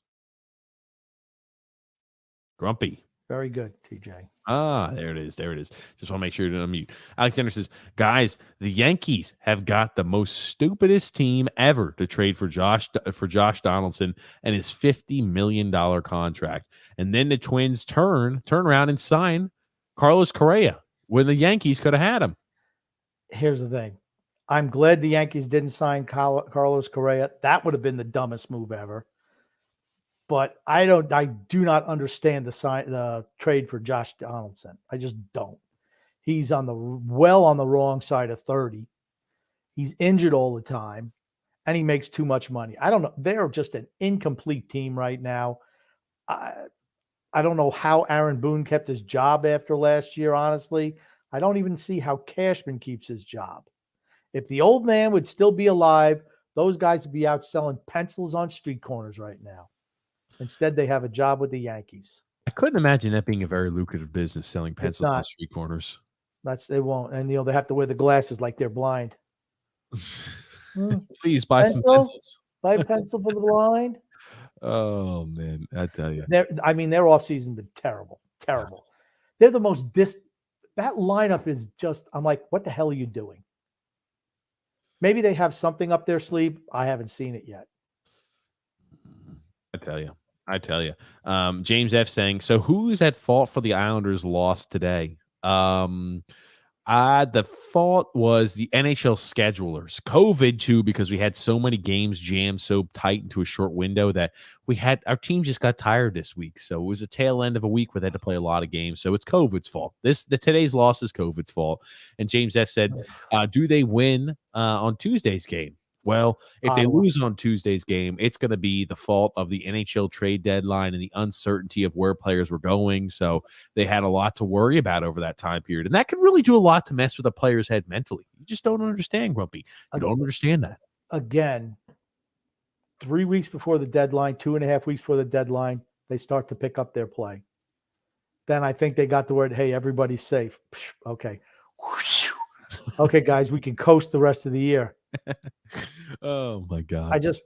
Like I said, I'm always leery of guys who play like garbage most of the time, play well for a few games. Everybody says, oh, they're so great, they're back. And then all of a sudden they slump back down. Sorry. I don't want guys like that on my team. I'll take a guy who gives it 110% all the time, a Zach Parise, for instance. He's the one guy I'm going to single out because Palmieri doesn't do it all the time, over somebody who's super talented or has more skill but doesn't, like Anders Lee. Frank K saying Shanahan's a lot like Barry Trotz, won't deviate or expand their system. Sometimes they think that they're geniuses and they think that they're the reason their teams are winning. Guess what? They're not. And there's a lot of coaches that draw out like the first 20 plays of the game. And like, Most do. I'll use, well, here's the thing. Some don't deviate away. Some could have 3 and outs the first 9 plays, and they're still going to stick to the next 11 plays that they have drawn out in watching film instead of making any adjustments. Doesn't matter how many 3 and outs in a row they could have. They're going to say, we're drawing out the first 20 plays. It doesn't matter where we are in the field. We're still not deviating away from that. And again, like that stuff is just plain dumb. True. And they just traded Voit. Luke Voit got traded to the Padres. Watch out for the Padres. Did they have the winning gene? I don't know. I'd say probably not. I mean, I'll tell you what, Fernando Tatis Jr. seems like he broke his wrist or something in December and didn't tell the team in a car accident until he shows up for training camp. That's a red flag for me. That kid's been hurt a lot. His shoulder is still injured. He's probably going to need surgery on that. I'm like, he's going to miss at least half the season. Who was the kid from when I think about those injuries where he broke his hand? I wonder if it had something to do with drunk driving, right? Why would you not tell the team you broke your hand in a car accident? If you're just driving and some vehicle hits you, what do you have to hide? Unless you were, driving under the influence and you weren't able to report the crash because you fled the scene, or you had somebody else flee the scene for you, and you didn't want it to get known because it could void items out in the contract. Man, here's that conspiracy theory thing on you. Okay, no one said he was drunk driving. No one. He was in a car accident. It was reported. I don't know why he didn't report the injury to the Padres, though. He wasn't arrested for drunk driving. He wasn't brought in for drunk driving. He was arrested at 2:57 in the morning. I wonder when that crash was, Grumpy. Someone pull the files. I'm gonna say, who was the top prospect? Oscar Tavares. You remember him for the Cardinals? Yes. He was the outfield prospect. He wound up dying.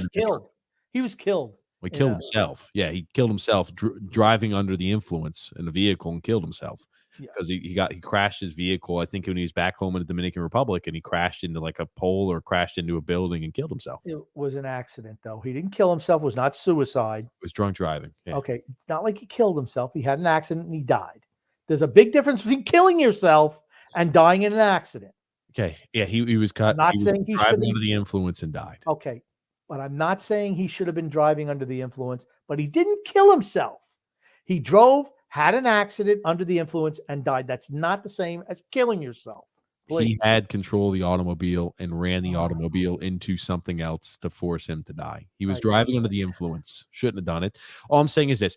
Anytime I think about a driving under the influence issue, I think about like the Henry Wright. Always I get the thought back to Oscar Tavares, the guy who was, again, very top prospect for the Cardinals organization back in that time period. Killed himself. Right? And now we said killed himself? Alexander says a lot of the fan guys blame the schedule and COVID for the bad season. That is so foolish. The crazy thing is the Islanders were the only team that COVID affected this year. That was the crazy part about it. That's what they'll trick you to believe. It's not like any other team had to deal with COVID issues and schedules that were jacked up due to COVID. Only the Islanders had to deal with that. Don't look here. Only look here. Whoa. The Islanders got affected by COVID. All I have to say, Alexander, you can always say to those fans, pull your heads out of the sand. That's not the reason why we're losing. We're just not that good. James F. saying here, Grumpy, will defensive coordinator Graham make the Raiders defense better? I think that he's going to have better talent there than he had with the Giants. So I think they will be better. I think Josh McDaniels and Wolf, the GM, is Wolf the GM? Or Ziegler, maybe Dave Ziegler. I'm sorry, he's the GM. I think they've done a nice job this offseason. Considering that what they're going up against, it doesn't seem like it, but Chandler Jones is a sneaky good pickup. It really is. I always loved the Raiders from when Darryl Lamonica was quarterback. I mean, I love the silver and black. Just love it. When they're wearing the white jerseys with the silver pants and the silver numbers. Oh, love it. Pops, man, with the helmet, the skull. That Raiders.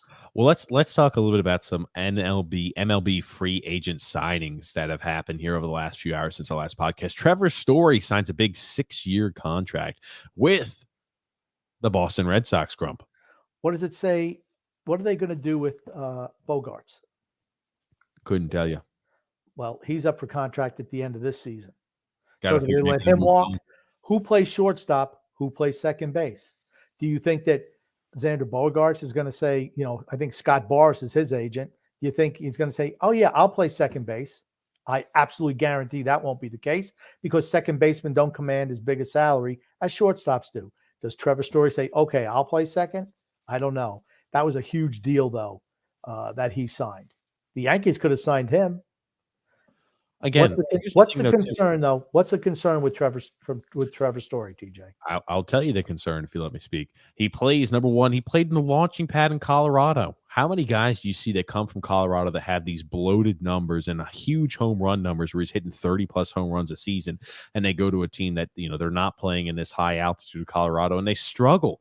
They can't go ahead and hit and have the same power numbers. They don't hit for the same contact they used to hit outside of Colorado. On top of that, he didn't play well last year over the 142 games there in Colorado. And in the shortened season, his numbers weren't great either in the COVID year in 2020. So after COVID, right, hasn't had great numbers, and he's played in the launching pad for Colorado. That's the big one. I'm glad you went there. That was it.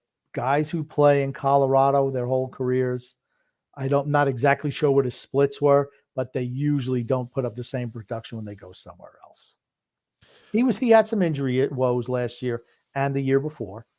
So I'm willing to write that off a little bit, but the Colorado factor is a big one for me. Absolutely it is. I'll try to pull up to see how he played at home in a way, but I'm going to assume the numbers at home and batting at home is going to be significantly more regarding than, what he's done away. And I'll pull up even his prime years in 2019 to see if I'm able to get, some conclusion on that side. I'll try to pull that. So he signs with the Red Sox, and then, grumpy old man, you've got the Marlins making a move. Oh man, I tell you, I haven't seen the Marlins make a move to acquire, a big name free agent. Jorge Solaire signs with the Miami Marlins, Grump, on a 3-year deal. And he won the World Series MVP. Is he the be all end all? No.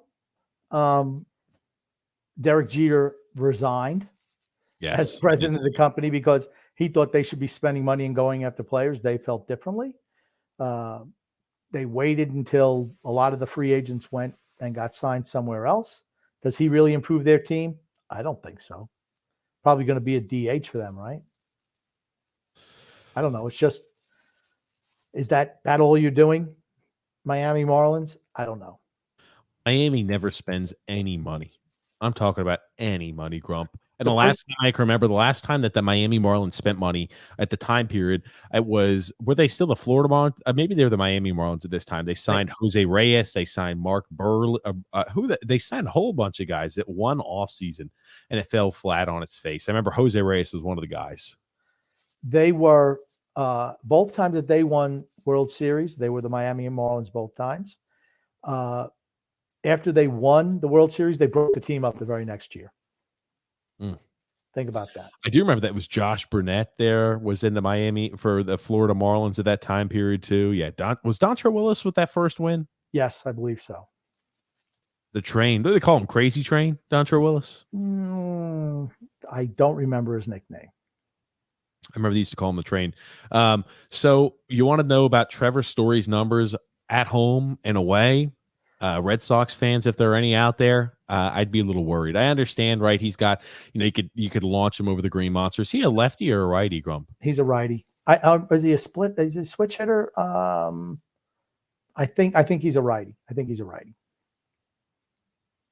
Okay. Anyway, Grumpy, if you can read off those stats, maybe provide some context, as I'll try to pull up where he bats. You can see right here, home, right? I'm sorry, that's day game versus night game. That's okay. I have it right here. Night games. But you look at the home games, right? 296 batting average at home, 203 on the road. That was in 2021, this most recent year. And if you even go back to 2019, where he was still, killing it regarding his play and production, at home, much better numbers, 24 homers as well, and hitting about 330, and on the road only hitting 260. Yes. These are the years where he was putting up monster numbers again. He was a much better home batter and plays much better in Colorado than he does away. Yeah. So that's one of those players who really benefited from playing with the Rockies. Yep. He's played well, but still, yikes. I mean, you've got to be worried a bit. As somebody, he's a righty. Somebody who roots for the Yankees, good move, Red Sox. But again, now he's going to be hitting against the big monster, the Green Monster. So, I mean, he might be able to launch a few out just because he's playing in Boston. He's going to Green Monster. Okay. He's a righty, so, I mean, he could just pull the ball all day long and try to put it over the monster. So, we'll see how it works. But I did find it interesting that his numbers are much better in Colorado than they are outside of Colorado. Who do you guys think, Joseph C. says, who do you guys think wins the NFC this year? I know injuries can mess things up, but right now it still comes down to the Rams or the Bucks. If the Buccaneers can get themselves a little bit of defensive line help, I think it's the Bucks. I definitely don't think it's the Rams. It's way too hard to repeat as champion, and I just don't think they're that good. I don't think Matt Stafford is that good. Yes, he played well in spurts this year, but in a big game, you forget they played Tampa this year. Tampa had 2 of their 5 offensive linemen out. They were a shell. They were missing Chris Godwin, Antonio Brown, and they still almost won that game. If that game would have went overtime and Brady gets the ball first, Bucks win Super Bowl last year. Christopher C. says, as a Mets fan, what are your predictions for my division this year? I'm a Mets fan too, Christopher. I'm saying the Mets are going to win the division. I feel like I say that every freaking year, but this year's the year, Mets fans. The Mets are going to win the division. I want to say the Mets. I love their pitching staff, but I'm still going to say the Braves win division. Fuck the Braves. The Braves. Frank K says here, one of the worst tragedies Len Bias. Len Bias, yeah. How much talent he had, but his cocaine abuse was too much. He was like Michael Jordan. That's how good he played against Michael Jordan in college, yeah. He was a year behind Jordan, though. Played against Jordan, though. And it was the Celtics had just come off a NBA championship, and they had the second pick in the draft, and they drafted Len Bias. He wound up celebrating with some buddies and took some cocaine and died that night. It's like, holy crap. I remember a guy named Ed Daly, who I was friends with. I remember him at a place I used to work. He's like, oh man, you hear about Len Bias? I'm like, what do you mean? Yeah, he got drafted yesterday. He said, no, he died. I said, you bullshit me. It's like, no, I couldn't believe it. That would have set the Celtics up for the next 10 years. He was that good. He was fantastic for Maryland. Spectacular. And you think about that too. There was no checking on your phone or like, oh, let me just go ahead. Let me check on the internet real quick. Oh, that's BS. Let me go ahead. Newspaper. There wasn't sports talk radio back then. Newspaper. Or the news, the morning news, the Today Show used to show little news clips, little sports at whatever, 7:20 in the morning. And Hank Gathers is another horrible tragedy, dying on a court due to heart issues. He was going to be a high pick also. We talked about that already. Didn't we talk about Hank Gathers on the show? Yeah. Mm-hmm. Yeah. And then he played for Houston, right, Hank Gathers? No, he was for Loyola Marymount. Okay. Frank K saying here, also Josh Beckett and AJ Burnett. Yeah, I was about to say Dontre Willis, all of those, yeah. And both World Series 1997 and 2003, both Florida Marlins. And just broke the team up after that. When was the last time Cleveland's ever won anything? I mean, couldn't tell you. The 50s? When the Browns won an NFL championship in the 50s? Can't remember last time the Indians won anything. And this is, that was the first year of the new stadium. That's right.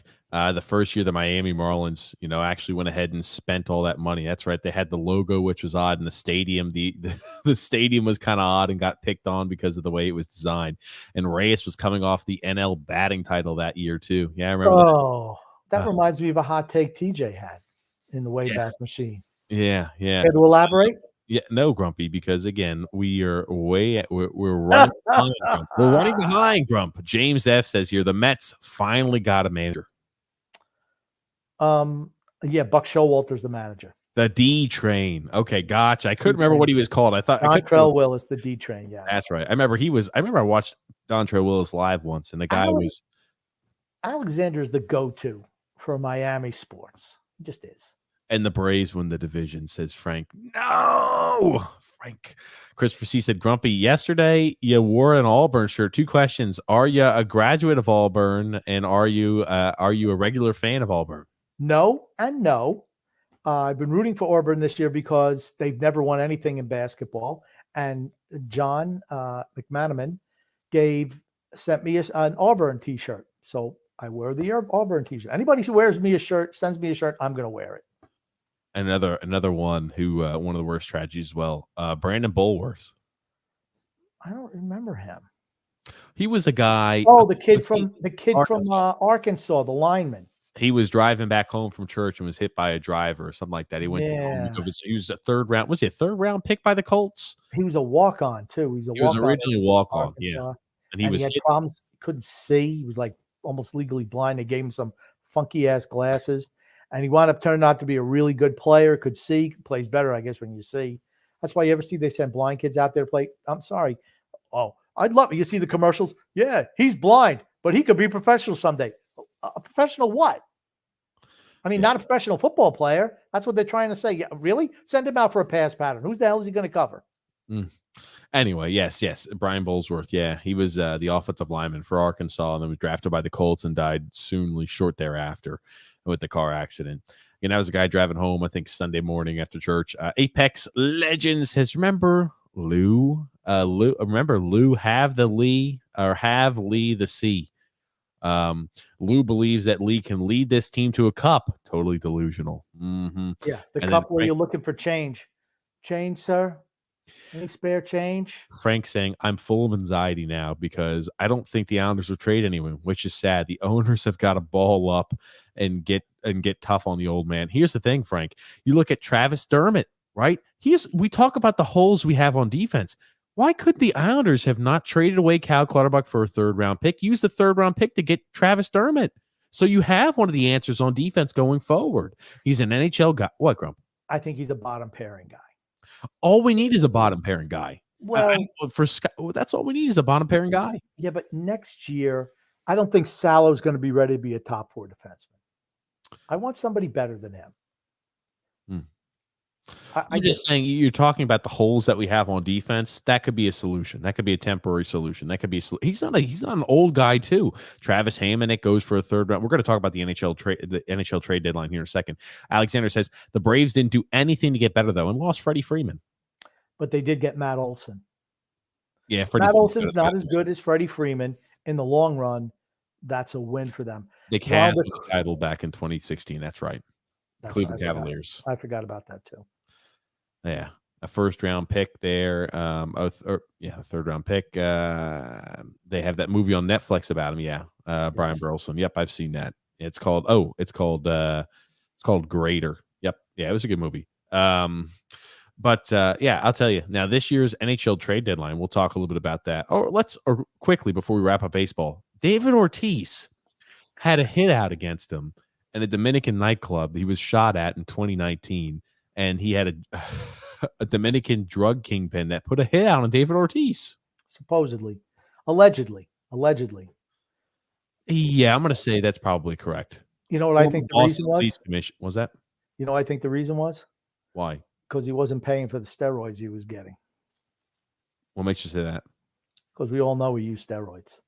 Okay, but I was actually hoping you'd have some sort of insider reason, but I guess not. Boston Police Commissioner Edward Davis, a former police commissioner, Edward Davis, says that's what he suspects. The drug trafficker was jealous of David Ortiz and felt disrespected by him and shot at him in the Dominican nightclub. Yeah, because I remember when that happened in 2019. Holy crap, it feels like so much longer ago. It does seem like so long ago, doesn't it? Goodness gracious. Oh, I tell you, man, David Ortiz, he's a very likable guy. I feel like David Ortiz, isn't he? That's why he's in the Hall of Fame, because he's liked. They overlook the fact that he used steroids. The same defense they use for not voting for A-Rod or Barry Bonds or Roger Clemens, even though Bonds and Clemens never tested positive for anything. They throw them under the shroud of using steroids, but not David Ortiz, who actually was caught using steroids, but he's friendly with everybody. The writers love him. He has, he's very popular, very friendly. he gets in first ballot. Go figure. Ridiculous. Frank's saying here, I thought for sure Clutterbuck and Green were gone. We could get picks and maybe even get them back. But that seems like trading 101. What the hell? Yeah, Frank, here's the thing. Apparently, in the post-game presser, Anders Lee as well as Barry Trotz came out and said that he did not play today. It was purely coincidental that he was out, but it really was just a maintenance day. I'm like, my God. And yes, David Ortiz was apparently having sex with his wife, and that was the rumor anyway. Well, there it is. That could be the jealous portion. Well, that makes a little more sense. Yeah, and James F. said David Ortiz used the Hall of Fame, and he's used steroids, and he's in the Hall of Fame. And here's the thing. I don't care. If you want to put people in to use steroids, no problem with that. None at all. Everybody was using steroids during that era. Who were the best players? I don't care they use steroids. I don't care at all. There's no way Barry Bonds, Roger Clemens, A-Rod should not be in the Hall of Fame. No way. Yep. Frank K said, the fact that Lou thinks that they can win a cup with this squad tells me it's time to go to a retirement home. He's turning them into the Devils before he leaves, before he left. Whoever takes over for him will have a mess of a deal or the mess to deal with.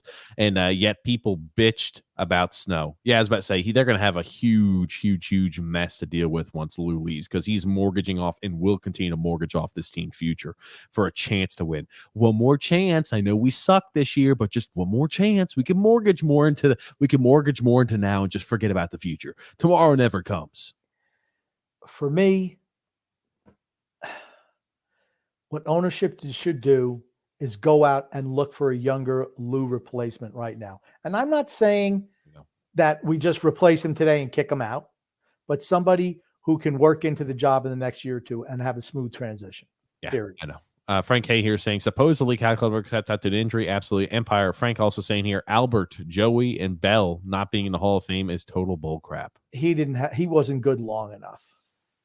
And he took steroids too. Absolutely did. He had the hip injury that finished him off. He was really good in Cleveland, though. Really good. Because he said, you can't guarantee draft picks. This is the lottery, and the lotteries can't be trusted. If Lou does make a move, it better not be for a draft pick. I disagree. I like the draft picks. I'm all in for the draft picks. They're cost effective. They get better. Yep. And then he's also saying, wow, I never thought of it like that. Yeah, scary. The Devils were decimated when Lou left. True. And it's going to be the same exact thing here. The only reason it wasn't like that for Toronto is because they took away the old man's ability to make any moves when Toronto was starting to get there. They said, yeah, no, you're just going to be the president of hockey operations. You're just going to be the guy who stands at the top. You're not going to do anything day to day. They brought Dubas in, and he's the guy who makes all the moves. You could say, yeah, the Toronto Maple Leafs haven't done anything, right? They haven't been successful, haven't won a playoff round in XYZ. How did the Toronto Maple Leafs future look compared to our future, though? Yeah, my thing is they're caught between a rock and a hard place, because every year they have to play either Boston, who's too physical for them, or Tampa Bay, who's just too damn good. And now you've got the Florida Panthers that have come on. And Florida. I think they match up okay with Florida because they're very similar stylistically. But Tampa Bay, no shot. And the same thing with Boston. Here's the thing. If the Islanders played in that division, we wouldn't even make the playoffs. Chris said, I also don't trust the all season because other teams rob us of the players that we desperately need.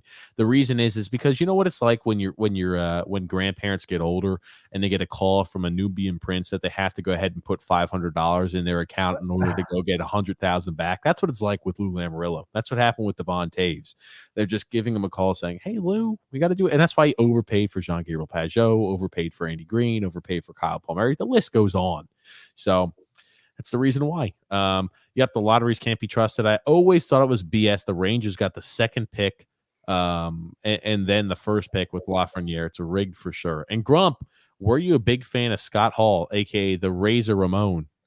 I thought his character was good, but I was not a fan of him. I liked Shawn Michaels back then when they were wrestling. I liked Razor Ramon as a bad guy, to be honest with you. And I thought they were great as the NWO. But the little vignettes that they did with Razor when he was back were tremendous. Let's move on here too, Grumpy. We got now. Do you wanted to bring this up and talk about Urban Meyer has a new position? Then we're going to talk about the NHL trade deadline. We had a lot to cover today and a short time to get there. Okay. Grumpy, talk about Urban Meyer. You talked about he's got a new role. He's going to be handling. He's going to be he's going to be serving on the board of the Foundation, which is a nonprofit that handles all name, image, and likeness deals that will pay Ohio State football and basketball players to work with charities. I mean, the way I look at it is this way. He's already been doing that job for years. Now he just has a title to go with it. Now he's a board member. That's all he's ever done before anyway. Now he's just going to get a little bit of a cut, right? Those nonprofits, they've got to make sure they have no profit. So now they can go ahead and make sure that Urban Meyer is able to line his pocket. He's able to go ahead and utilize all the connections he has in order to get a little bit more into the pockets there, these players, and a little more into the pockets of him, and he could skim right off the top. He does not even need any training for that job. They just throw him in the water. Matter of fact, you can lead the charge. You know what you're doing. It's the perfect job for him. The perfect job for him. Slimy, sleazy shit. It's exactly what Urban Meyer's always been. It's what he is now, too. It's what he is. Man, I tell you. Man, it's pissed me off. The Islanders.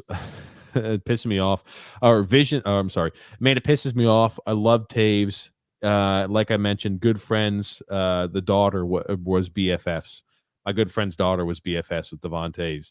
And then also Frank here saying visions of free tickets and Islanders winning cups with Taves. And then I wake up, it's a freaking nightmare. Move to Colorado. That'll do it. Does John Ace deserve to be in a Hall of Fame? 17 WWE championships. No. Or John Cena. John Cena. Ugh. Yeah, he'll get in the Hall of Fame. Of course he will. John Cena. I never liked John Cena, ever. They should have turned him heel long ago. Oh, man. Vince never wanted to do it. I'm going to show you a quick fan fight. Yes. Yes, quick fan fight, and then we're going to talk about the NHL trade deadline just to keep on track here, Grumpy. That's just sent in by Alexander. I like this one. It's a short one. It's a quick one. There's a lot of flying. There's a lot of fists that go flying on this one. And it's listed as Mexico versus Pulisic. So this is always fun. I love this. This must have been a USA versus Mexico game. And I think a little before we get too far, I like how the women are huddled by the women's room. It looks like it's a clean bathroom area. It looks like, I'm afraid Mr. Green Shirt is going to get his head banged into that blue wall over there. And number 10, is that a Messi jersey? I don't know. It's a Christian Pulisic jersey. I'll be back. Okay.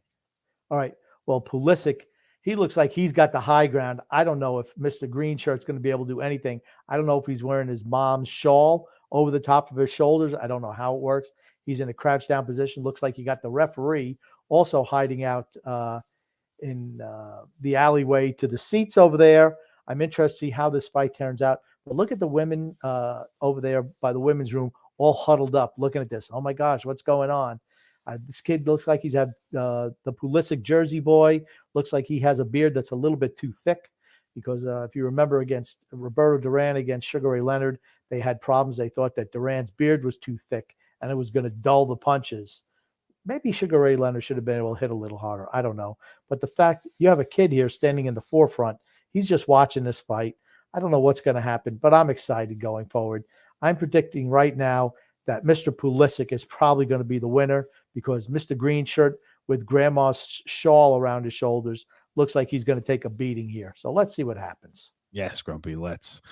Oh, he escaped. Do you like how first? Oh, there's a ref. Here comes a ref. Do you like how first everybody is spread out, just letting him duke it out? There's nobody trying to prevent anything. They're just like, yeah, let's break out the phones. Let's watch the ass whooping. I do like that everybody's just respecting the fight and letting these two guys duke it out. Been there, done that. That's what they all say, the fans. Uh-oh. Look at him. He's wearing that flag with honor. Oh! Christian Pulisic takes one to the face. That's a nice step. That's a nice straight right hand there. Oh, man, I was about to say.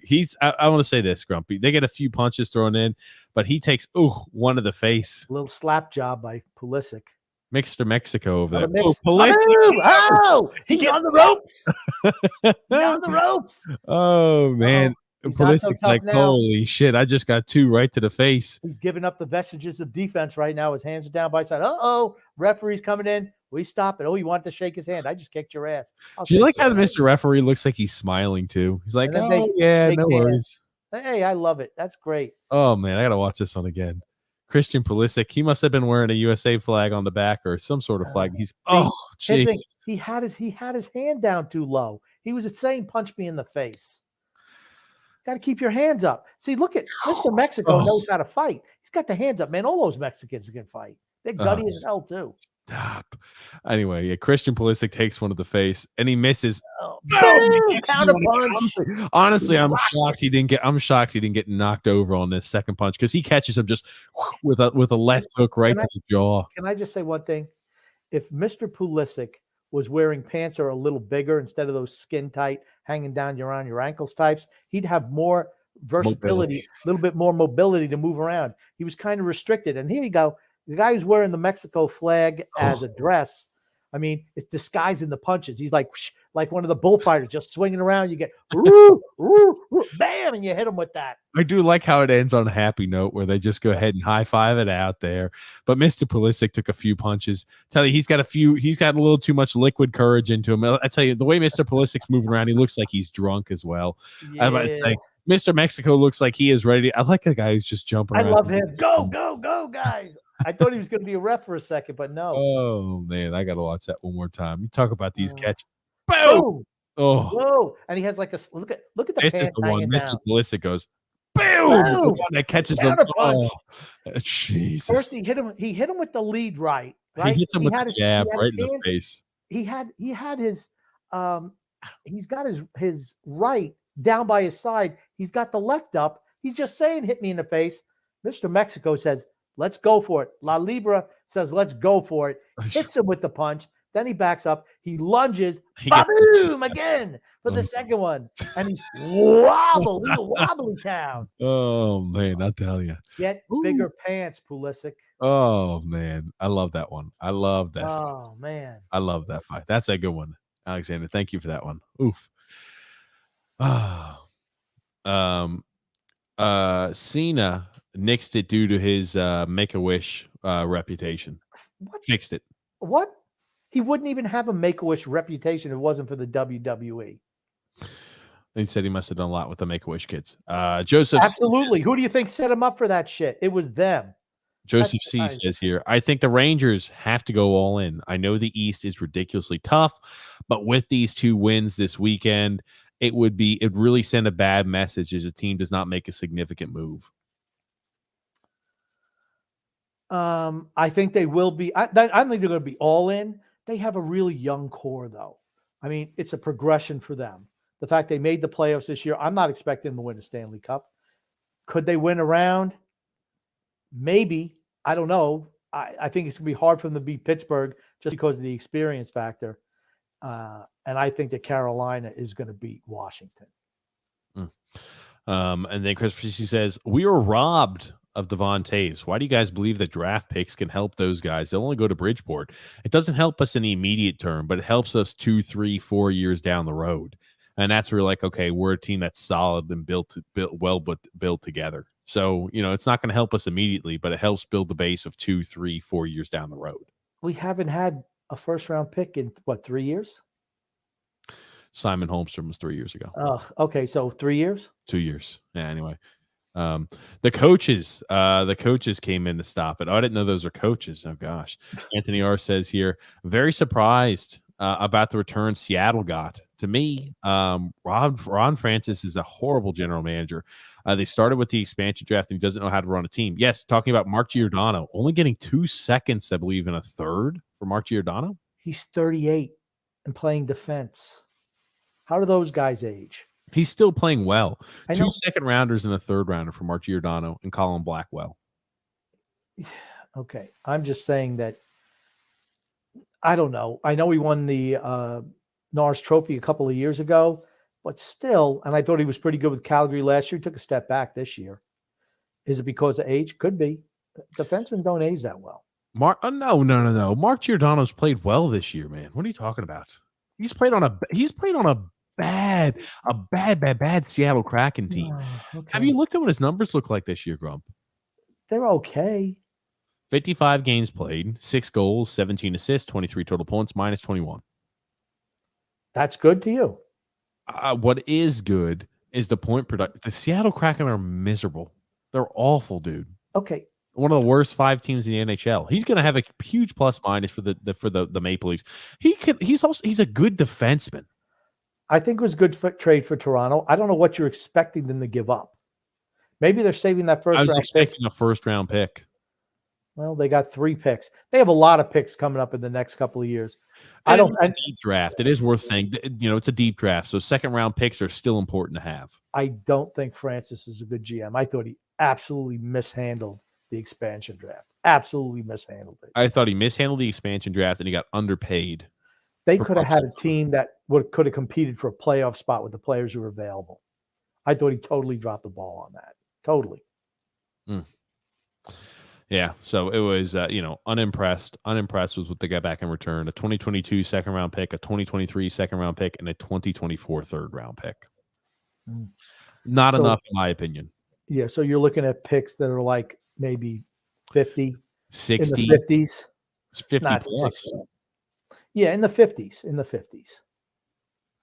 32 teams in the NHL. Let's assume. You think they're a Final Four team? I don't. Well, again, hold on. How does it? It's only that the final 2 teams get the messed up draft picks. No, Final Four. Final Four. Gotcha. I sent you a Razor Ramon clip up here. Apex Legends says, you guys watch the UFC. See if you love the street fights. UFC is amazing. I watched Eddie Hall against Halfworth Bjornsson yesterday. That was a fight where some big blows were thrown. Unfortunately, Eddie Hall didn't win. I'm an Eddie Hall guy, so I like the street fights because they're not real fighters and they don't play a whole lot of defense. So you're going to see some punishment. That's all I watch. I want to see guys get knocked. I want to see them get drunk and get beat up. I love it. As long as nobody gets seriously hurt. Frank's saying here, well, it's true that this year and next year there are so many good players to be drafted. Yep. And the Islanders, even they wanted to make a deal. It seems like that Toronto, Boston, and Tampa Bay already made deals to improve their team. That's what happens when you, as Lou Lamoriello says, if you have time, you take it. Well, no, that's not what happens. You get left without a seat in musical chairs. I think that Boston hugely overpaid for Hampus Lindholm. I do too. I was about to say, they gave up a first and 2 seconds for Hampus Lindholm. I think to myself, I'm like, and an NHL-ready defenseman. Guy who's playing in the NHL, got injured, but was up in the NHL, was up playing there for the Boston Bruins. Vakanainen, a young defenseman, 23 years old also. A young defenseman who's NHL-ready, a first-round pick in 2 seconds for Hampus Lindholm on an expiring deal. And the fact the Islanders won't move anybody just is nonsense. They won't move Mayfield, just beyond dumb. What's his name? Who they got? Vakanainen. Yeah, he's not that great. Not yet. He's not. He's not NHL ready. If he was, he'd be playing more. He was. When the injuries happened, he played, and then he got hurt. He was in the lineup every single game, playing 19 minutes on average a night for the Boston Bruins. Then he got hurt and went on the IR. This is what on the IR. This is what you do with the trade deadline when your team is not a contender yet and they need to rebuild. This is what you do. What the Ducks did. The Anaheim Ducks have added a first in 2022, 2 seconds in 2023, a third in 2023, and a second in 2024. Added Vakanainen, added John Moore, who was a cap dump, and added Drew Hellison, who's good. All for Hampus Lindholm and Nicholas. How do you pronounce that last name? Delorier. Nicholas Delorier and Hampus Lindholm and Josh Manson. That is the way you do it. That's what happens when you're proactive and you start moving your guys before the deadline. That's what happens. Because now, do you think that Boston is in the running for a defenseman anymore? Nope. No, absolutely not. They've got the defenseman not. Build. Yeah. Is Toronto? Nope. Is Colorado? Nope. None of these teams are in the running for the guys that you have to offer. It was a failed opportunity to make the team better in the long run. Totally failed. Yeah, and it's just I don't think anything's going to be done tomorrow, and it's going to be very disappointing for all of us. Very disappointing. Ron Francis was a great player. I'd go see the Islanders play in Hartford versus him. That Whalers team was really good, but he may not be a good general manager, or he better learn fast. He's not a great general manager. You know what? Underrated, though. if you talk about, all-time great players, and he's a Hall of Famer, I still think he's underrated. And the UFC is awesome there. And he was just kidding about the coaches fighting and breaking up the fight. And yes, there were some great teams. I'm getting down from the Islanders. Freaking do something for shit's sake. They're not going to do anything. It's going to be sad. Christopher saying here, if what you're saying is true, TJ, now you know why I want to trade for powerhouses than draft picks. We just don't have any. We don't have any young players in the depth chart, and we've got so many old guys on the team. It makes it tough. I pray that Varlamov goes to Vegas for a haul. I don't think we're moving anybody. We want to say we can compete for a cup next year. We're not trading anybody. That's what I seriously think. They're going to take that. They're going to take that response. And here's the thing: if they don't trade away Cal Clutterbuck, one of two things happen. He either retires at the end of this year, which is completely dumb that you didn't trade him away as he retires, or he's going to sign back with the Islanders at the age of 35 years old. What a nightmare. What a nightmare. What a nightmare is right. Anthony R. said, going forward, Islanders ownership will be the reason our team goes back to being a laughingstock. I know Lou and Barry are, feeding them everything, will be rosy, but the real reason is they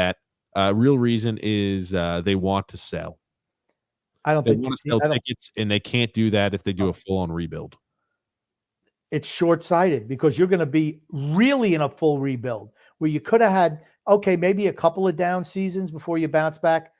We're going to gully out at the end of the day. The investment of this team shouldn't be looked at as a 5 or a 10-year plan. I'd like the owners of this team to want to say, okay, this is a 20 or 30-year project for us, right? We may not get some on the beginning end, but we want to build longevity and successful franchise over the long term. Think about what we traded for what we've received in production for Kyle Palmieri and Jean Gabriel Pajot. And Andy Green. Second round pick for Andy Green too. How many goals you talk about? Maybe 50? For all those draft picks, maybe 50 goals? How's that looking? Over 3 years? That's not a whole lot. I might not even be 50, honestly. I'm just guessing. I actually have to look that up. That's a good point. Wow. Sad, isn't it? Sad. It is sad. Christopher C. says, is it bad to overpay if you want to bring powerhouses and snipers here? Thoughts from both of you. The best way to build a team is through the draft. If you've got to build a team and you have to add a few pieces here or there through a free agent pickup, it's not the end of the world. If they're elite, like if they're an Artemi Panarin, you can overpay for a guy like that. If it's a guy I'm talking about a stud on the ice, you can overpay. You don't want to overpay for a guy who's just top 6. You don't want to overpay for the Andrew Ladds. You don't want to overpay for the Kyle Okposos. You don't want to overpay for guys who are fringe players. And unfortunately, there very rarely does a stud player make it to free agency. True. My concern is, are we just talking about the Islanders or just in general here?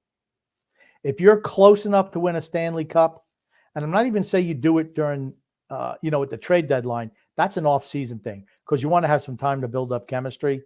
But if you're a team that's close and you go for a sniper, okay, I'm for it.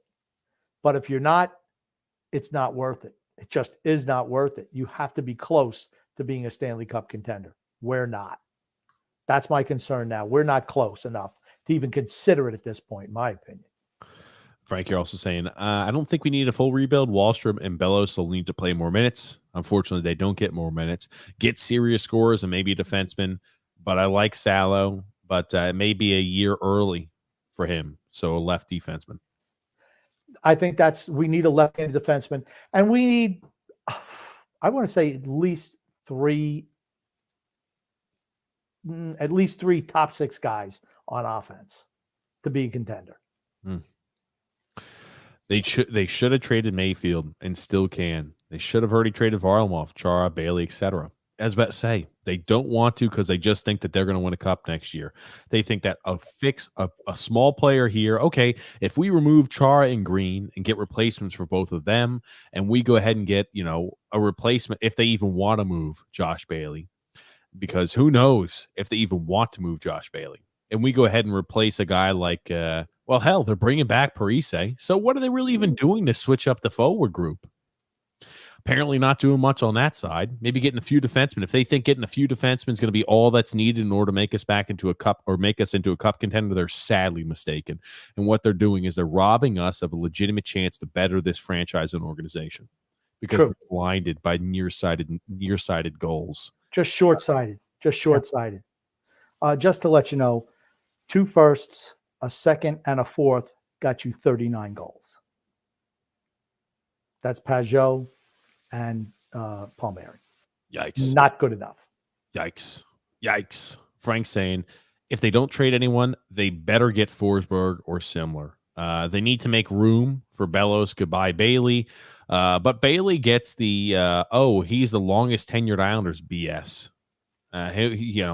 We need an assistant general manager. We need an assassin as a GM. That's what we need. Somebody just said, you know what? I don't give a shit. This is not a country club here. It's not the beer league. It's not everybody hangs out at the pub at the end of the games. No. We're here to win. We're here to win championships. You're not good enough anymore. I'm cutting your ass. Mm-hmm. Anthony are saying, agree, Grump. But if you look at it from ownership's perspective, they just built a state-of-the-art arena, and they're going to sell tickets at half price what they originally planned on. It's very short-sighted. We're screwed. The whole thing is we're not good now. It's not like we're going to be better next year. Yes. Do you really expect much more than a 500 record next year? I don't. Or an average or slightly above average record. We're not going to jump into being Tampa Bay or Florida or the Rangers or the Calgary Flames. We're not going to be, or the Las Vegas Knights. We're not going to be any of those teams, and that's the shitty part. You look at the point production. Where I'm thinking to myself, okay, we barely squeaked in as a 4 seed last year in the playoffs. We didn't make the playoffs this year. I mean, if we do, we're barely going to squeak in. True. I'm sorry, right? My goal for the team is to be a team like a Tampa, to be a team like the Florida Panthers, to be a team like the Carolina Hurricanes, to be a dominant team in the regular season and have a legitimate chance to win a cup. That's what I want. That's what every fans want. And entertaining hockey. I want to be entertained. I want our team to be successful in the regular season and the postseason. And I want to win a cup. Yep. And if you can't win a cup, you have to be fun to watch. I mean, next year, you know what they can't use? Oh, well, Pittsburgh's going to fall off the cliff because they're older. Washington's going to fall off the cliff because they're older. You realize the Islanders are older than both of those teams? Yep. Absolutely. I'll tell you, the building is our saving grace. It will force the owners to get a real GM. If the GM did a good job, Trotz would look a lot better with these guys. I don't know. Trotz is the problem. Trotz is a problem. Trotz is a problem. I'm not sure the problem. He is a problem, though. And Anthony R. is saying here, I laugh at people that says all we need is a sniper on Barzal's wing, another scorer to set up, a top 4 defenseman, 3, a third pairing defenseman. Like it's going to be so easy to get that in the offseason. Yep. Consider we've done nothing in the offseason when Lamar has been there. Nothing. God, I feel is bad. I'm hoping God feels bad for us and will spread some of his grace on our way. Well, I was about to say I hope that too. But Grumpy, we're here at the end of today's podcast. What do you want to say before we wrap things up this evening? I just want to say love and laughter to everyone who listens and even those who don't, from TJ and the Grumpy Old Man. This might be the last podcast in a while on this channel, just because I'll be over in Scotland. We should be able to do the Thursday evening podcast, so don't worry about it. We'll do this Thursday, probably in all likelihood, no issues. And then I'll be in Scotland. So unsure how many of the TJ and the Grumpy Old Man podcasts we're going to be able to do over there. Hopefully we'll try to do it once a week. Fingers crossed. We're trying to do 1 Islanders podcast a week and 1 TJ and the Grumpy Old Man podcast a week. Fingers crossed we're able to keep to the schedule. But with the huge time difference, it's going to be tough for me to be still around the same time frame. Did Alexander send you a Razor Ramon clip? Yes, I forgot about that. Give me a sec here. Let me see. Okay. Give me a sec here. We'll end this on a little Razor Ramon action, Grumpy Old Man. Let's get this in. Razor. Yeah, man. Scott Hall from Minnesota. I don't know how he got that accent. It's a good day, Chica. I'll be in Scotland. I'll be in Scotland from this Friday upcoming until April the 10th. So it wouldn't be until like April the 11th we'll get back on the podcast schedule as per usual. So it'll be a tough one. We'll try to get as much done as we possibly can. We'll try to keep content coming as I'm over there on vacation. Everything will be shorter, though. I guarantee that. Yeah, it's not going to be 2 hours long. It'll be like a little hour quickie type item like that. But Grumpy, we're here at the end of today's podcast. What do you want to say before we wrap things up today? I think I already said it, but I think I'll say it again. Love and laughed at everyone who listens and even those who don't, from TJ and the Grumpy Old Man. Thank you, everybody, for tuning into the show. We truly do appreciate it. We hope you've got a great rest of your afternoon or evening planned ahead today. We'll see you guys next Thursday, 9 p.m. Eastern Standard Time. Thank you so much, guys, for tuning in. We'll see you then. Thank you, Grumpy. And again, if you're new to the show, make sure you subscribe on YouTube, like on Facebook, and follow on Twitter. And also, if you enjoyed today's show, leave a thumbs up, leave a like down there. And apparently it helps the algorithm. And thank you so much, everybody, for the well wishes there, Christopher and Alexander, everybody that on the trip to Scotland and the United Kingdom. Thank you, everybody. We'll see you guys this upcoming Thursday. Thank you again, Grumpy.